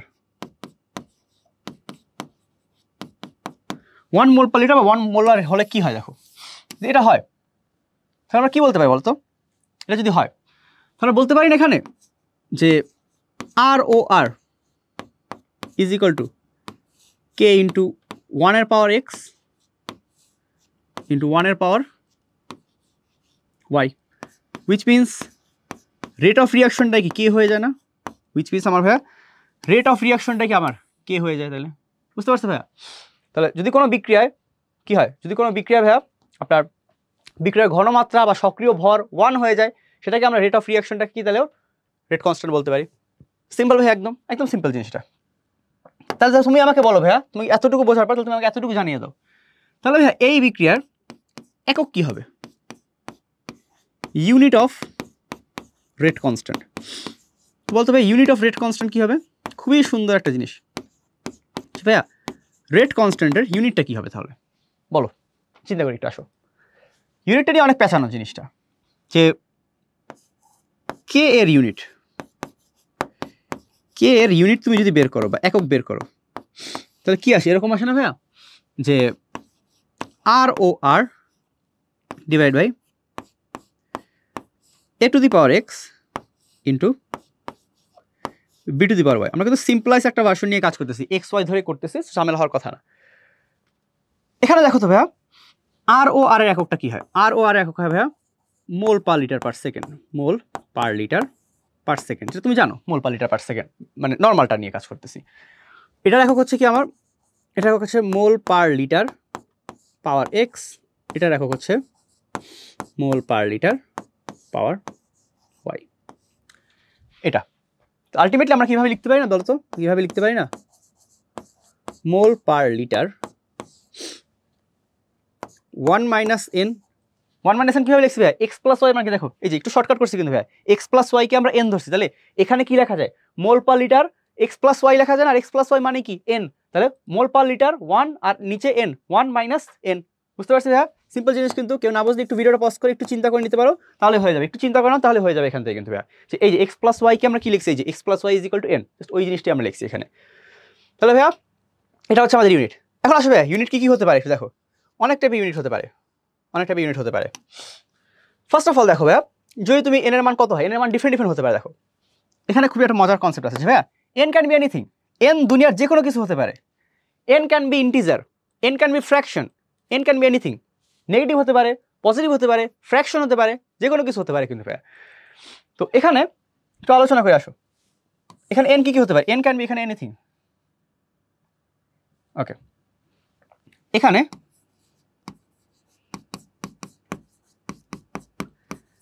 n can be anything. যেমন দেখো ভাইয়া n যে কোনো কিছু হতে পারে, ফর এক্সাম্পল n এর মান 0 হতে পারে, n এর মান পজিটিভ হতে পারে, n এর মান নেগেটিভ হতে পারে, n এর মান ফ্র্যাকশন হতে পারে, যে কোনো কিছু হওয়ার অধিকার n রাখে। কারণ ভাইয়া হতে পারে না এরকম, মনে করো এরকম হতে পারে না যে তুমি ঘনমাত্রা ডাবল করলা বিক্রিয়ার হার অর্ধেক হয়ে গেল, হতেই পারে ভাইয়া, ঘনমাত্রা ডাবল করলা বিক্রিয়ার হার অর্ধেক হয়ে গেল, তখন কি পাওয়ার কত হয়, পাওয়ার হাফ চলে আসবে, হাফ মানে কি 0.5 ফ্র্যাকশন চলে আসছে। এমন হতে পারে কোনো একটা বিক্রিয়ার ঘনমাত্রার উপর ডিপেন্ডই করে না, তুমি বিক্রিয়ার ঘনমাত্রা বাড়াচ্ছ, বাট বিক্রিয়ার হারের উপর কোনো ইফেক্টই পড়তেছে না, এরকম হতে পারে না। তো এইসব কেসগুলো কিন্তু এখানে হওয়া পসিবল। জিনিসটা হচ্ছে দেখো যেমন মান কি আছে এখান থেকে, এখান থেকে জিনিসটা হচ্ছে এরকম, যদি আমার n = 0 হলে, এখানে ভাই এখান থেকে বলা যায় n = 0 হলে তখন তোমার k এর এককটা কি হবে, তখন তোমার k এর ইউনিটটা কি হবে দেখি, তখন আমার দেখো n এর মান 0, তখন তোমার কি হয় এখানে মোল পার লিটার পার সেকেন্ড, এটা n এর মান 0 হলে। n এর মান যদি 1 হয় তখন কি হয় বলো তো, n এর মান 1 হলে তখন তোমার k এর একক হয় 1 - 1 0 সেকেন্ড ইনভার্স 1। n এর মান ভাইয়া 2 হলে, n এর মান ভাইয়া 2 হলে কি হয়, k এর মান হয় কি litre per mole per second. n এর মান ভাইয়া তোমার মনে করো হাফ হলে কি হবে, n এর মান হাফ হলে কি হয়, তাহলে 1 - হাফ মানে কি মাইনাস হাফ, তখন তোমার কি আছে এরকম যে মোল minus half litre plus half second inverse 1, মানে বুঝতে পারছি এনিথিং, n এর মান এনিথিং হতে পারে ভাইয়া, 3/2 হতে পারে, 5/7 হতে পারে, যে কোনো কিছু হতে পারে। আর এই যে ভাইয়া দেখো n এর মান যখন 0 সেটাকে আমরা কি বলি, এখানে বলা হয় বিক্রিয়ার ক্রম, এটাকে বলা হয় ভাইয়া শূন্য ক্রমের বিক্রিয়া, মনে রাখবা n এর মান যখন 0 সেটাকে বলা হয় শূন্য ক্রম বিক্রিয়া। n এর মান 0 হয় শূন্য ক্রম বিক্রিয়া, n এর মান 1 হলে সেটাকে আমরা বলি প্রথম ক্রম। মনে রাখবা এগুলোকে, first order reaction, second order reaction, এগুলো ডিটেলস আলোচনা হবে। বাট তুমি জাস্ট মনে রাখবা, তুমি একটা বিক্রিয়ায় তোমাকে যদি একটা র্যান্ডম বিক্রিয়া দিয়ে বলে এই বিক্রিয়াটা প্রথম ক্রমের নাকি দ্বিতীয় ক্রমের নাকি তৃতীয় ক্রমের, মানে অর্ডার জিজ্ঞেস করে যে এই বিক্রিয়ার অর্ডার কত, তুমি কিভাবে দেখে বুঝবা? তুমি সবার আগে ফোকাস করবা ওই বিক্রিয়া রেট কনস্ট্যান্টের ভ্যালু দেওয়া আছে কিনা, মানে কোশ্চেনে তোমাকে রেট কনস্ট্যান্টের ইউনিট দেওয়া আছে কিনা, তুমি ইউনিটের দিকে তাকাবা। ইউনিটের দিকে তাকালে তুমি বুঝতে পারো, তুমি এখান থেকে ট্রেস ডাউন করতে পারো যে ভাইয়া যে মোল পার লিটার, এই যে মোল পার লিটারের পাওয়ারটা কত, মোল পার লিটারের পাওয়ারটা কত, ওটা দেখে কিন্তু তুমি বুঝতে পারবে যে সে কত ক্রমের বিক্রিয়া। কারণ কি মোল পার লিটার কত 1 - n ইজ ইকুয়াল টু এখানে পাওয়ারটা, তো ওখান থেকে n এক্সট্রাক্ট করবা, n বের করে তুমি বুঝতে পারবে সেটা কত ক্রমের বিক্রিয়া। এখানে কত, n এর মান 2, তো এটা ভাই আমার দ্বিতীয় ক্রম বিক্রিয়া, এটা হচ্ছে আমার একটা দ্বিতীয় ক্রমের বিক্রিয়া। আর লাস্টটা তো বুঝতে পারতেছে কত ক্রমের, অর্ধক্রমের বিক্রিয়া একটা, বুঝতে পারছি ভাইয়া? এভাবে আমরা ভাইয়া যে কোনো রাসায়নিক বিক্রিয়ার ক্ষেত্রে বিক্রিয়ার ক্রমটাকে ডিনোট করতে পারি। আই গেস আমরা বিক্রিয়ার হার ধ্রুবক, বিক্রিয়ার ক্রম এগুলোকে বুঝতে পারছি ভালোভাবে। সামনের লেকচারগুলোতে ক্রম নিয়ে আমরা আরও ডিটেলস আলোচনা করব। আপাতত আমরা হার ধ্রুবকের উপর একটু ফিক্স থাকবো, আসো। তো হার দেখলাম, হার ধ্রুবক দেখলাম, আসো দুইটার মধ্যে একটা পার্থক্য দেখে নিই এবং বৈশিষ্ট্য দেখে নিই। হার ধ্রুবকের বৈশিষ্ট্য কী ভাই? তাহলে ধ্রুব তাপমাত্রায় একটি নির্দিষ্ট বিক্রিয়ার জন্য হার ধ্রুবকের মান নির্দিষ্ট।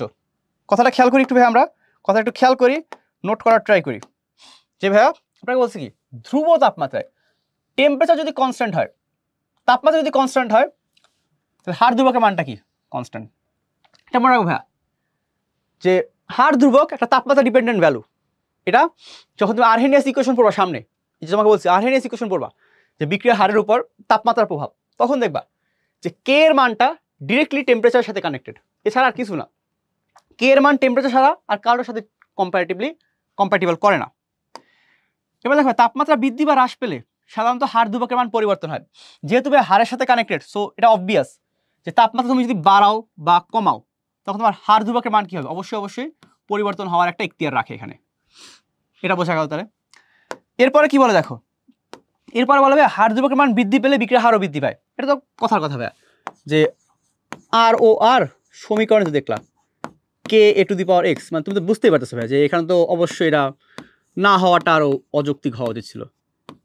যে আর এর সাথে কে কি, আর এর সাথে কে ডিরেক্টলি কানেক্টেড না, যে আর প্রপোর্শনাল টু ডিরেক্টলি তো কে বলা যায় এখান থেকে। যদি এটা লেখাটা ঠিক না, কারণ প্রপোর্শনাল উঠে আমরা কে আনছি, বাট তো বুঝতে পারতেছো যে কে এর মান বাড়লে আলটিমেটলি বিক্রিয়ার হারের মান তো বৃদ্ধি পাওয়ারই কথা, এটা তো আর কোনো পেছানোর কিছুই নেই। বিক্রিয়ার ধ্রুবকের মান সক্রিয় শক্তির উপর নির্ভর করে। এই জিনিস একটু পরে দেখবা তুমি যে এই বিক্রিয়া না, এটা আর্হেনিয়াস ইকুয়েশন থেকে আসে। এটা আমি তোমাকে আঁকাতে একটু বলে দিই, এটা আর্হেনিয়াস ইকুয়েশন থেকে আসে।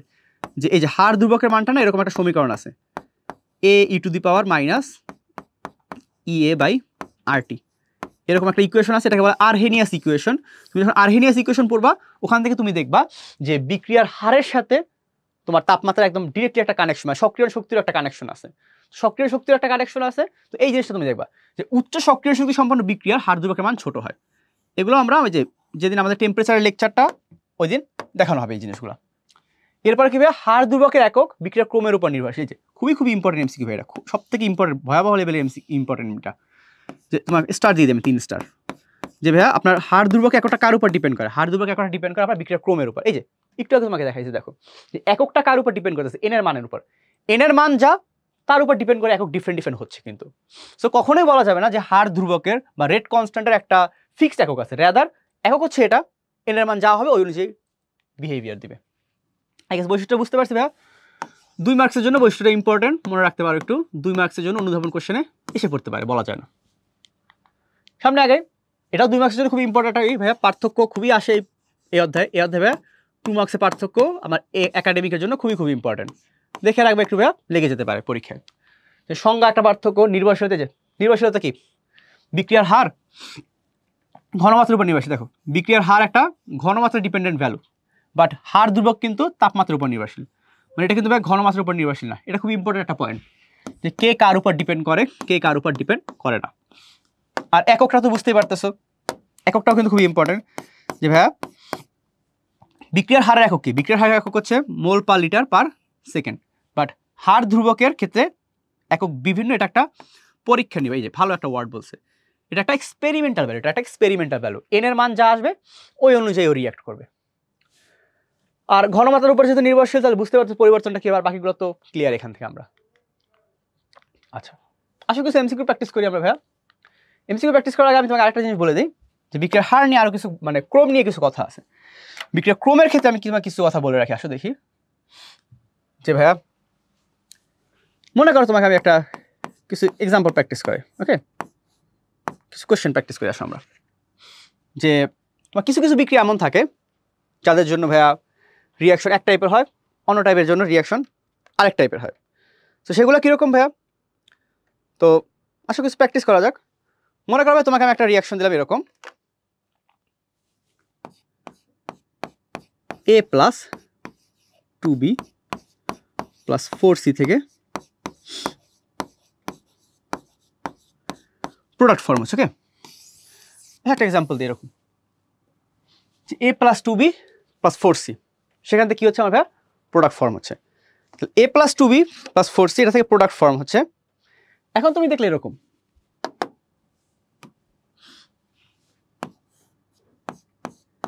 তুমি একে মনে করো ডাবল করলা, একে ডাবল করলা, বি কে মনে করো হাফ করলা, তুমি দেখলা রিয়াকশন রেটটা 8 টাইমস বাড়ছে, ওকে। রিয়াকশন রেট কি হয়েছে? 8 টাইমস বাড়ছে। কিছু প্যারামিটার্স দিই, ওকে, কিছু প্যারামিটার্স দিই, যে তুমি কি করলা, একে ডাবল করলা, বি কে হাফ করলা, রিয়াকশন রেট 8 টাইমস বাড়ছে। আচ্ছা, এরপর মনে করো একটা কেস দিই আমরা, যে মনে করো ভাইয়া একেও ডাবল করলাম, মনে করো বি কেও ডাবল করলাম,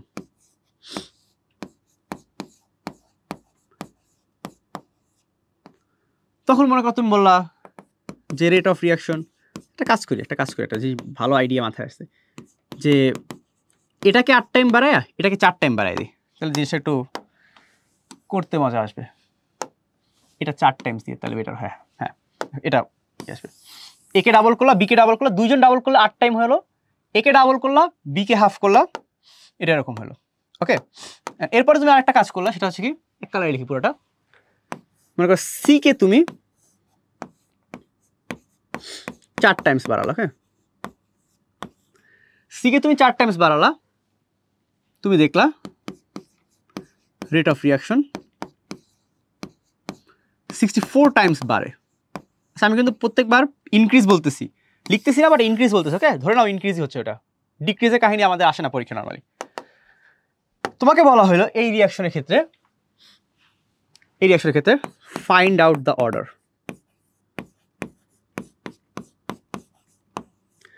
find out the order of reaction. এরকম কোশ্চেন যদি কখনো আসে তাহলে আমরা কীভাবে অ্যান্সার করবো? দেখো, এরকম কোশ্চেন যদি কখনো আসে যে এই রিয়াকশনের জন্য তোমার অর্ডারটা কী হবে, আসো এই রিয়াকশনের অর্ডারটা কী হবে একটু দেখে নিই আমরা। ভিডিওটা পজ করে চাইলে নিজেরা চিন্তা করি, তারপরে অ্যান্সার দিই একটু। আগে পজ করছি, আমরা চিন্তা করি একটু, এখন আসো দেখি তার নিজেরা সলভ করি আমরা এখন একটু। 1 2 3 4 5 6 চিন্তা করে দেখি একটু। ফার্স্টে ভাইয়া আমরা এখান থেকে কিছু ইকুয়েশন বানাবো, যে আপনার কী হচ্ছে একটু প্রশ্নটার দিকে তাকান। রিয়াকশনটা দেখতে পারতেছেন ভাইয়া, a plus 2b plus 4c থেকে প্রোডাক্ট হচ্ছে, খুবই ভালো কথা ভাইয়া। আপনার অর্ডার বের করতে বলছে, এখানে কন্ডিশন দিয়ে দিছে। তো ফার্স্ট কন্ডিশনটা একটু দেখেন, ফার্স্ট কন্ডিশনে কি বলছে আপনার, ফার্স্ট কন্ডিশনে আমাকে কি বলছে একটু দেখি। আমার ফার্স্ট কন্ডিশনটা হচ্ছে কিছু এরকম ভাইয়া, যে এ কে ডাবল করলাম, বি কে হাফ করলাম। আচ্ছা, আমি আগে নর্মালি রিয়াকশনের জন্য আমার অর্ডারটা কি আসা উচিত, নর্মালি আমরা লিখে নিই যে আমার রেট অফ রিয়াকশনটা কীভাবে কি আসে, rate of reaction is equal to k into A to the power x B to the power y C to the power z. এরকম আমরা দুইটার জন্য করছি, এটা তিনটার জন্য। এটা কেন দিলাম ভাইয়া, এতক্ষণ আমরা দুইটা নিয়ে করছি, এবার তিনটা নিয়ে যদি আসে কখনো, তখন তো বলো ভাইয়া তিনটা আসলে কী করবো, তিনটা আসলে কী করবো। সাপোজ এটা হচ্ছে আমার, ওকে, ধরে নিই সাপোজ বা ধরি যে এটা হচ্ছে আমার এটা। তাহলে ফার্স্ট কেস আমার কি বলে দেখো তো, ফার্স্ট কেস আমার কি বলে, 1 নং হতে দেখো আমাদের প্রথমটা,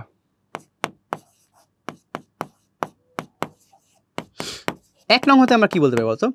1 নং থেকে বলা যায় a কে ডাবল করছো আর b কে হাফ করছো, তাহলে 4 টাইমস বাড়ছে, তাহলে a কে ডাবল করো। আচ্ছা আর ও আর কত বাড়ছে রিঅ্যাকশনের 4 টাইমস, মানে ভাই 4 টাইমস, 4 আর ও আর ইজ ইকুয়াল টু কি a কে ডাবল করছো মানে k ইনটু a কে ডাবল, তাহলে 2a পাওয়ার x, আর b কে কি করছো, b কে হাফ করছো, b কে হাফ মানে কি b বাই 2 y। c এর কিছু বলা নাই, সো c যেভাবে আছে সেভাবে রেখে দাও, ওকে, যারটা বলা থাকবে না তার কোনো চেঞ্জ হয় না। এটা হচ্ছে ফার্স্ট ইকুয়েশন, ওকে, সেগুলো ফার্স্ট ইকুয়েশন।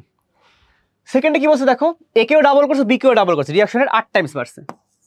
সেকেন্ডটা কি বলা যায়, 8 R O R is equal to k, a কেও ডাবল করছো, b কেও ডাবল করছো, আর c এর ব্যাপারে কিছু বলা নাই, c কে ওর মতোই রাইখে দিই। এটা হচ্ছে 2 নম্বর ইকুয়েশন, ঠিক আছে না ভাইয়া? হ্যাঁ ঠিক আছে। 4 নম্বরে কি বলছো, c কে 4 টাইমস বাড়াইছো, রিঅ্যাকশনের 46 টাইম মানে 64 টাইমস বাড়ছে, 64 আর ও আর। এ বি কিছু বলা নাই, ওকে টাচ করবো না, এ বি কে।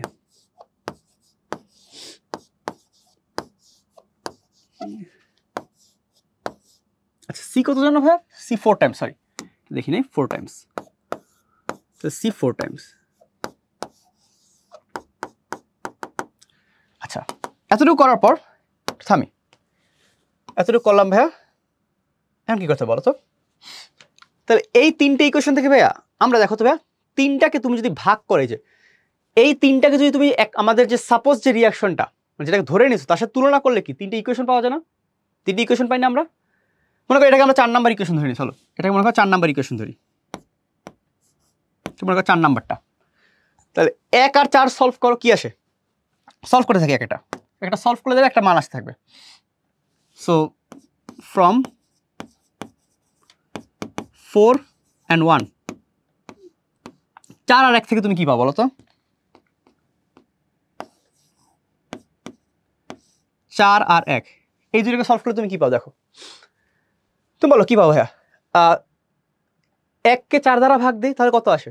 4 আসে, ওখানে আসে 4 ইজ ইকুয়াল টু কত দেখো, 4 ইজ ইকুয়াল টু মানে 2 এর পাওয়ার x, 2 এর পাওয়ার x আর কত আসে 1/2 এর পাওয়ার y। এটা আসে না ভাইয়া? বুঝতে পারতেছি ভাইয়া? এটা আসলো আমার এখানে, এটা আসলো আমার ফ্রম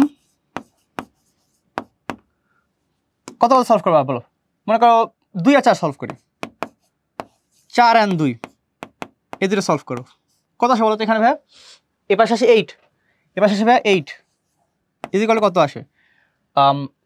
এখানে আছে দেখো 2 টু দি পাওয়ার x আর y কত 2 টু দি পাওয়ার y, মানে দেখছো আমরা ইকুয়েশন বের করতেছি, এখান থেকে ইকুয়েশন বের করতেছি আমরা। এরপর দেখো ভাইয়া ফ্রম 3 and 4, 3 and 4 সলভ করলে কি আসে? 3 and 4 সলভ করলে কি আসে দেখো, ওই দুটো তো কাটাকাটি যায়, তাহলে 64 ইজ ইকুয়াল টু কি আসে ভাইয়া? 4 এর পাওয়ার z, এটা আসে। ওকে, 3টে ইকুয়েশন পেলাম। দেখো তো ভাই এখান থেকে আমি কি বলতে পারি, 3 নাম্বারটা থেকে একদম দেখো সিম্পল ভাবে 3 নাম্বারটা থেকে এখান থেকে কি বলা ছাড়া যায়? এখান থেকে ভাই z এর মান 3 বলা যায় না? এখান থেকে z এর মান কি 3 বলা যায়? আই গেস বুঝতে পারতেছি এটা। এখান থেকে z এর মান 3 বলা যায়, কারণ 4 কিউব কত 4 4 16, 4 16 64, এখান থেকে z এর মান 3 বের হয়ে যায় আমাদের। z এর মান পেয়ে গেলা, এখান থেকে কি বের করা যায় বলতো ভাই? এই দুটো সলভ করো একটু, এই দুটো একটু সলভ করো, তাহলে কত আসে? এই দুটো সলভ করলে কত আসে? 8/4 দাও, কত আসে 8/4? এখান থেকে সলভ করো কত আসে এখানে মান, যে ভাইয়া 8/4 কত 2, তাহলে 2 ইজ ইকুয়াল টু কত আসে এখানে? এখানে 2 ইজ ইকুয়াল টু আসে আমার 2 টু দি পাওয়ার 2y। ওকে, তাহলে y এর মান কত আসে? y এর মান আসে হাফ। ওকে, তাহলে y এর মান হাফ আসে। y এর মান যদি হাফ আসে ভাইয়া, এখান থেকে তুমি কত বের করতে পারো? তাহলে এখান থেকে তোমার x এর মান কত আসে বলো? y এর মান হাফ, তাহলে ভাইয়া 2 টু দি পাওয়ার হাফ এখানে করলে তোমার x এর মান চলে আসবে। তাহলে এই যে এভাবে আমরা কিন্তু সলভ করে মান বের করতে পারি। তো দেখো এখানে কত আসে আমি একটু দেখি, যে y এর মান কত আসছে আমাদের। ইয়েস, ঠিক আছে একটু দেখি তো, ক্রস চেক করে আসো। এখানে 2 ইজ ইকুয়াল টু কত? 2 ইজ ইকুয়াল তোমার 2 টু দি পাওয়ার ওয়াই, আর এখানে 2 টু দি পাওয়ার ওয়াই। এখানে একটু ই হয়েছে আমার, দেখো এখানে একটু ঝামেলা হয়েছে, যেটা হচ্ছে 2 আর 2 ইনভার্স 2 হয়েছে। Okay, 2 inverse 2 to the power 2 y. হ্যাঁ, 2 টু দি পাওয়ার 2 ওয়াই। তাহলে এখান থেকে আমার ওয়াই এর মান ঠিক আছে, এটা ঠিক আছে, এটা সমস্যা নেই। মনে হয়েছিলাম ভুল হয়েছে কিনা, না ঠিক আছে, এটা ঠিক আছে। এটা তাহলে দেখো, তাহলে এখান থেকে এক্স এর মান বের করে আসো। এখান থেকে এক্স এর মানটা বের করি আমরা, কত আসে। যদি আমরা ওয়াই এর মান হাফ বসাই, তাহলে 4/হাফ, আর ক্যালকুলেটর কাজ করে না এখন,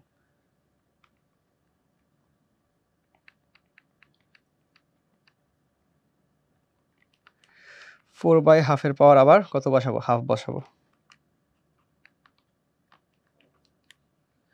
এখানে আসে এক্স এর মান 8। আচ্ছা, এখানে এক্স এর মান 8 আসে, ভালো কথা। এর জন্য আমি ক্যালকুলেট করে নিয়েছি যে এখানে এক্স এর মান কত আসে, 8 আসে। আচ্ছা, না আমি 2 বসানোর সময় আবার 1 বসাই দিয়েছি। আচ্ছা, 5.65 সামথিং আসে, 5.65 সামথিং আসে এখানে। হ্যাঁ, তাহলে তো ভাই এভাবে জিনিসটা হচ্ছে এটাই, এখান থেকে আমরা সলভ করে মানটা বের করলাম, এন্ড এই মানটা আমাদের অ্যান্সার হয়ে গেছে। আচ্ছা, তাহলে বুঝতে পারছি আমরা এটা ভাইয়া, আই গেস বুঝতে পারছি জিনিসটা। তো এভাবে আমরা মূলত রেট দেখে দেখে মান বসিয়ে বসিয়ে সলভ করতে পারি এখানে। ওকে, তো যেটা তোমরা যারা যেটা বুঝতে পারছো, পুরোটা একবার রিক্যাপ করে দিয়ে আসো। তোমাকে রিয়াকশন দেওয়া আছে, বলা আছে কিছু কন্ডিশন দেওয়া আছে, এ ডাবল করছো, বি হাফ করছো, এ ডাবল করছো, বি ডাবল করছো, সি 4 টাইমস করছো, চেঞ্জ দেওয়া আছে। অ্যান্ড সেই চেঞ্জ থেকে আমরা ইকুয়েশন ডিরাইভ করছি, সেই ইকুয়েশনগুলোকে সলভ করছি, দেন ওখান থেকে এক্স ওয়াই বের করছি। এখানে হয়তো অনেকে একটু পেঁচায় ফেলছিল ভাইয়া, এই জিনিসটা আমি আরেকবার এক্সপ্লেন করে দিই। এখানে অনেকে পেঁচায় ফেলতে পারো যে এত কিছু থেকে ভাই কীভাবে কী করলেন। ফার্স্টে ভাই দেখো, জেডটা তুমি বের করতে পারছো, আগে জেডটা বের করতে পারছি সবাই আমরা, জেড নিয়ে কারো কোনো কনফিউশন নাই। ঝামেলা ছিল তোমার এক্স আর ওয়াইতে, এক্স আর ঝামেলা ছিল না। তোমাকে খুব সিম্পলেস্ট একটা জিনিস দেখায়, মাত্র এটা মনে হলো সিম্পলেস্ট জিনিস দেখে তোমাকে। আচ্ছা ভাইয়া, এখানে তুমি একটু দেখো তো ভাইয়া, মনে করো এই জায়গাটা, হ্যাঁ এই জায়গাটা একটু দেখো। এখানে কি তুমি এখান থেকে এটা বলতে পারো, দেখো তো এখান থেকে তুমি এই জিনিসটা বলতে পারো যে 2 to the power 2 is equal to 2 to the power x minus y বলা যায় না? এটা বলা যায়, বলো তো ভাইয়া? 2 ইনভার্স ওয়াই বলা যায় না এটাকে? এখান থেকে তুমি আসলে কি বলতে পারো? এখান থেকে তুমি বলতে পারো ভাইয়া x minus y is equal to 2। এখান থেকে x minus y is equal to 2 বলা যায় না ভাইয়া? সিম্পলি বলা যায় কিন্তু এখান থেকে। আবার তুমি দেখো এখান থেকে তুমি কি বলতে পারো? 2 to the power 3 is equal to কি ভাইয়া? 2 to the power x plus y. এখান থেকে তুমি কি বলতে পারো? দেখো যে x plus y is equal to 3। তাহলে বুঝতে পারছো ভাইয়া, x plus y is equal to 3, x minus y is equal to 3। এখান থেকে তুমি এক্স ওয়াই ডিনোট করতে পারবা, এখান থেকে তুমি এক্স ওয়াই ডিনোট করতে পারবা। তাহলে কত আসে বলো তো এখান থেকে? এখন তুমি ইজি হয়ে গেছে তোমার জন্য, একদম এখন একদম ইজি হয়ে গেছে। 2x ইজ ইকুয়াল টু কত? 2x is equal two 5। তাহলে 2x ইজ ইকুয়াল টু 5 আসে। এখান থেকে সলভ করে তোমাকে আমি তাহলে এই যে এখান থেকে তোমাদের জন্য ইজি হয়ে গেছে। আর ওই আগের বারের মেথডটা বুঝতে পারেন, বুঝতে পারছি হয়তো আগের বার মেথডটা বুঝতে অনেক কনফিউশন হয়েছিল। এখান থেকে তুমি সিম্পল ভাবে বুঝতে পারো এটা, যে দুটো ইকুয়েশন আসলো এক্স প্লাস ওয়াই আর এক্স মাইনাস ওয়াই, দুটো যোগ করে ফেলো, দুটো যোগ করলে কত আসে? 2x ইজ ইকুয়াল টু 5 আসে, x ইজ ইকুয়াল টু কত আসে? x ইজ ইকুয়াল টু আসে আমার 5/2। x ইজ ইকুয়াল টু 5/2 আসে, আর x ইজ ইকুয়াল টু যদি 5/2 হয় তাহলে y এর মান কত দেখো? x ইজ ইকুয়াল টু 5/2, তাহলে 5/2 minus 2, 5/2 minus 2 which is half. তাহলে y আসে কত? হাফ। আই গেস সলভ ভাইয়া। যারা একটু কনফিউশন করে ফেলছিল, আমি এক্সট্রিমলি সরি কনফিউজ করে ফেলার জন্য তোমাদেরকে, বাট আই গেস এখান থেকে পেয়ে গেছো মানটা। তাহলে ভাইয়া রেট অফ রিয়াকশনের মানটা কত আসে আমার? রেট অফ রিয়াকশনটা কত আসে আমার? আলটিমেট ইকুয়েশনটা কি হয় যে এ টু দি পাওয়ার এক্স এর মান কত? এক্স এর মান হচ্ছে 5/2, বি এর পাওয়ার কত? Y which means half, and C এর পাওয়ার কত? Z which is 3। আলটিমেট এই বিক্রিয়ার অর্ডার কত আসে? 5/2 প্লাস হাফ প্লাস 3। এটা হচ্ছে এই বিক্রিয়ার অর্ডারটা। ওকে, এই বিক্রিয়ার অর্ডার আমরা বের করতে পারছি এখান থেকে। অর্ডার হচ্ছে ভাইয়া 5/2 প্লাস হাফ প্লাস 3। কত আসে ভাইয়া? 5 আর 1 6, আর 3 দুগুণে 6 12, 12/2 তাহলে 6 আসে। এটা আসে আমার এখানে। ওকে, এখানে অ্যান্সার আসে তাহলে এটা 6 আসে ক্রম। এই বিক্রিয়ার অর্ডার হচ্ছে 6। আচ্ছা, সামনে আগে কিছু এমসিকিউ সলভ করি ভাই এখান থেকে। আচ্ছা, এই টাইপের কোশ্চেন কিন্তু আসতে পারে, তো এটা মনে রাখবা একটু। ওকে, বেগ ধ্রুবকের মান মানে কি? Rate constant. কার মান? কে এর মান। ক্রমের উপর নির্ভর করে? অবশ্যই করে ভাইয়া। সক্রিয় শক্তি নির্ভর? অবশ্যই। তাপমাত্রা নির্ভর? অবশ্যই।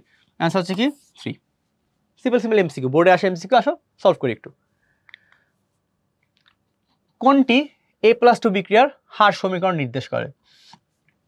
এর একটাও কি হবে ভাইয়া? এর একটাও হবে না, কারণ আমরা কি বলছি ভাইয়া, হার সমীকরণ কোনটা? আপনার পাওয়ার বিক্রিয়ার অর্ডার তো আপনি জানেন না, অ্যান্সার হবে কত? ডি হবে আপনার অ্যান্সার। বুঝতে পারছি ভাইয়া? ডি আপনার এখানে অ্যান্সার হবে, কারণ আপনি বলতে পারেন না ভাইয়া যে কোনটা কতটুকু চেঞ্জ হবে না হবে। So rather alpha beta use করা বেটার। এ ও বি দুটি বিক্রিয়কের প্রত্যেকটির প্রারম্ভিক ঘনমাত্রা দেওয়া আছে, মানে ইনিশিয়াল কনসেন্ট্রেশন দেওয়া আছে, প্রারম্ভিক বিক্রিয়ার হার মানে রেট দেওয়া আছে, হার ধ্রুবক নির্ণয় করতে বলছে। তাহলে তো খুবই সিম্পল ভাইয়া। এ আর বি যেহেতু বলছে ভাইয়া, আপনার ইকটা কি হবে এখানে? এটা হবে এরকম যে R O R is equal to k, যেহেতু কিছু বলার নেই আমরা এক ধরে নিই power, concentration of A concentration of B এভাবে ধরে নিই। এখান থেকে আপনার কে বের করতে বলছে, তাহলে কে কীভাবে বের করবেন? আর কে 2 দ্বারা ভাগ দিয়ে দেবেন। আসেন ভাগ দিয়ে দিই আমরা ভাইয়া, কত আসে? মান আসবে 1.6 ইন্টু 10⁻4 ডিভাইড বাই কত? 0.2 ইন্টু 0.2, তাহলে মান আসবে 4 ইন্টু 10⁻3, 4 ইন্টু 10⁻3 কোথায় আছে দেখেন ভাইয়া। আচ্ছা একটু খেয়াল রাখবেন এই টাইপের কোশ্চেনগুলো ক্ষেত্রে দেখেন একটা জিনিস, যে 4 ইন্টু 10⁻3 এখানেও আছে এখানেও আছে, খেয়াল করছো ভাইয়া? কুয়েটের কোশ্চেন কিন্তু, কুয়েট কিন্তু এরকম কোশ্চেন করে প্রায়, যে দুইটা দেখো 4 ইন্টু 10⁻3 আছে, তাহলে একক কোনটা? এককটা কি? একটা হচ্ছে রেট কনস্ট্যান্ট, তাহলে তোমার যেহেতু মোল দ্বারা ভাগ দিচ্ছে তাহলে তোমার কি হবে? যেহেতু মোল দ্বারা ভাগ দিচ্ছে তাহলে কি হয়, যে মোল পার ডেসিমিটার কিউব না এরকম, তাহলে হবে কি দেখো, এককটা তোমার এখানে লাগবে যে mole per litre per second divide by কি mole per litre square, which means তোমার আসে কি mole per litre -1 second inverse, মানে ভাই litre per mole per second. Litre মানে কি ডেসিমিটার কিউব, তাহলে decimetre cube per mole per second, এটা আসে অ্যান্সার। তাহলে অ্যান্সার কোনটা হবে বলো তো ভাইয়া? অ্যান্সার কিন্তু তাহলে 1 হবে। খুবই সতর্কতার সাথে এই কোশ্চেনগুলো কিন্তু অ্যান্সার করা লাগবে, বুঝতে পারছো ভাইয়া? কারণ একই মান বাট এককের ডিফারেন্স, এই জায়গাগুলো কিন্তু ট্রিকি কোশ্চেন, খেয়াল রাখা লাগবে এই জায়গাগুলো। আমি তোমাকে আগেই বলছি কিন্তু এককটা কিন্তু এখানে অনেক ম্যাটার করবে। সামনে আগে 2a প্লাস বি থেকে সি বিক্রিয়ায় সি গঠনের হার দেওয়া আছে। সি গঠনের হার, এটা আগের লেকচার থেকে আমাদের একটু পার্ট। সি গঠনের হার মানে কি? রেট অফ অ্যাপিয়ারেন্স, আর ও এ দেওয়া আছে, ওকে বলছে এটা বের করতে। তাহলে এখান থেকে আমরা জানো কি বের করি ভাইয়া? এখানে ভাইয়া হাফ অফ ডিএ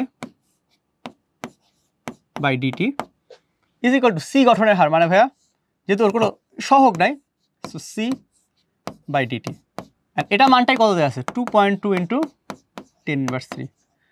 এখান থেকে করলে কত হয় দেখো, তুমি দেখছো 4.4 ইন্টু 10⁻3 আসবে, 4.4 ইন্টু 10⁻3, এই তো মুখে মুখে ক্যালকুলেট করা যায় এখান থেকে এটা, ওকে। সামনে আগে আচ্ছা half A is equal to B, ভালো কথা। এ নিঃশেষিত হওয়ার হারের সাথে বি বেড়ে যাওয়ার হারের সম্পর্ক কি? রিয়েকশনটাকে তুমি যদি একটু মডিফাই করে নাও, মডিফাই করলে কি আসে দেখো, এরকম আসে না,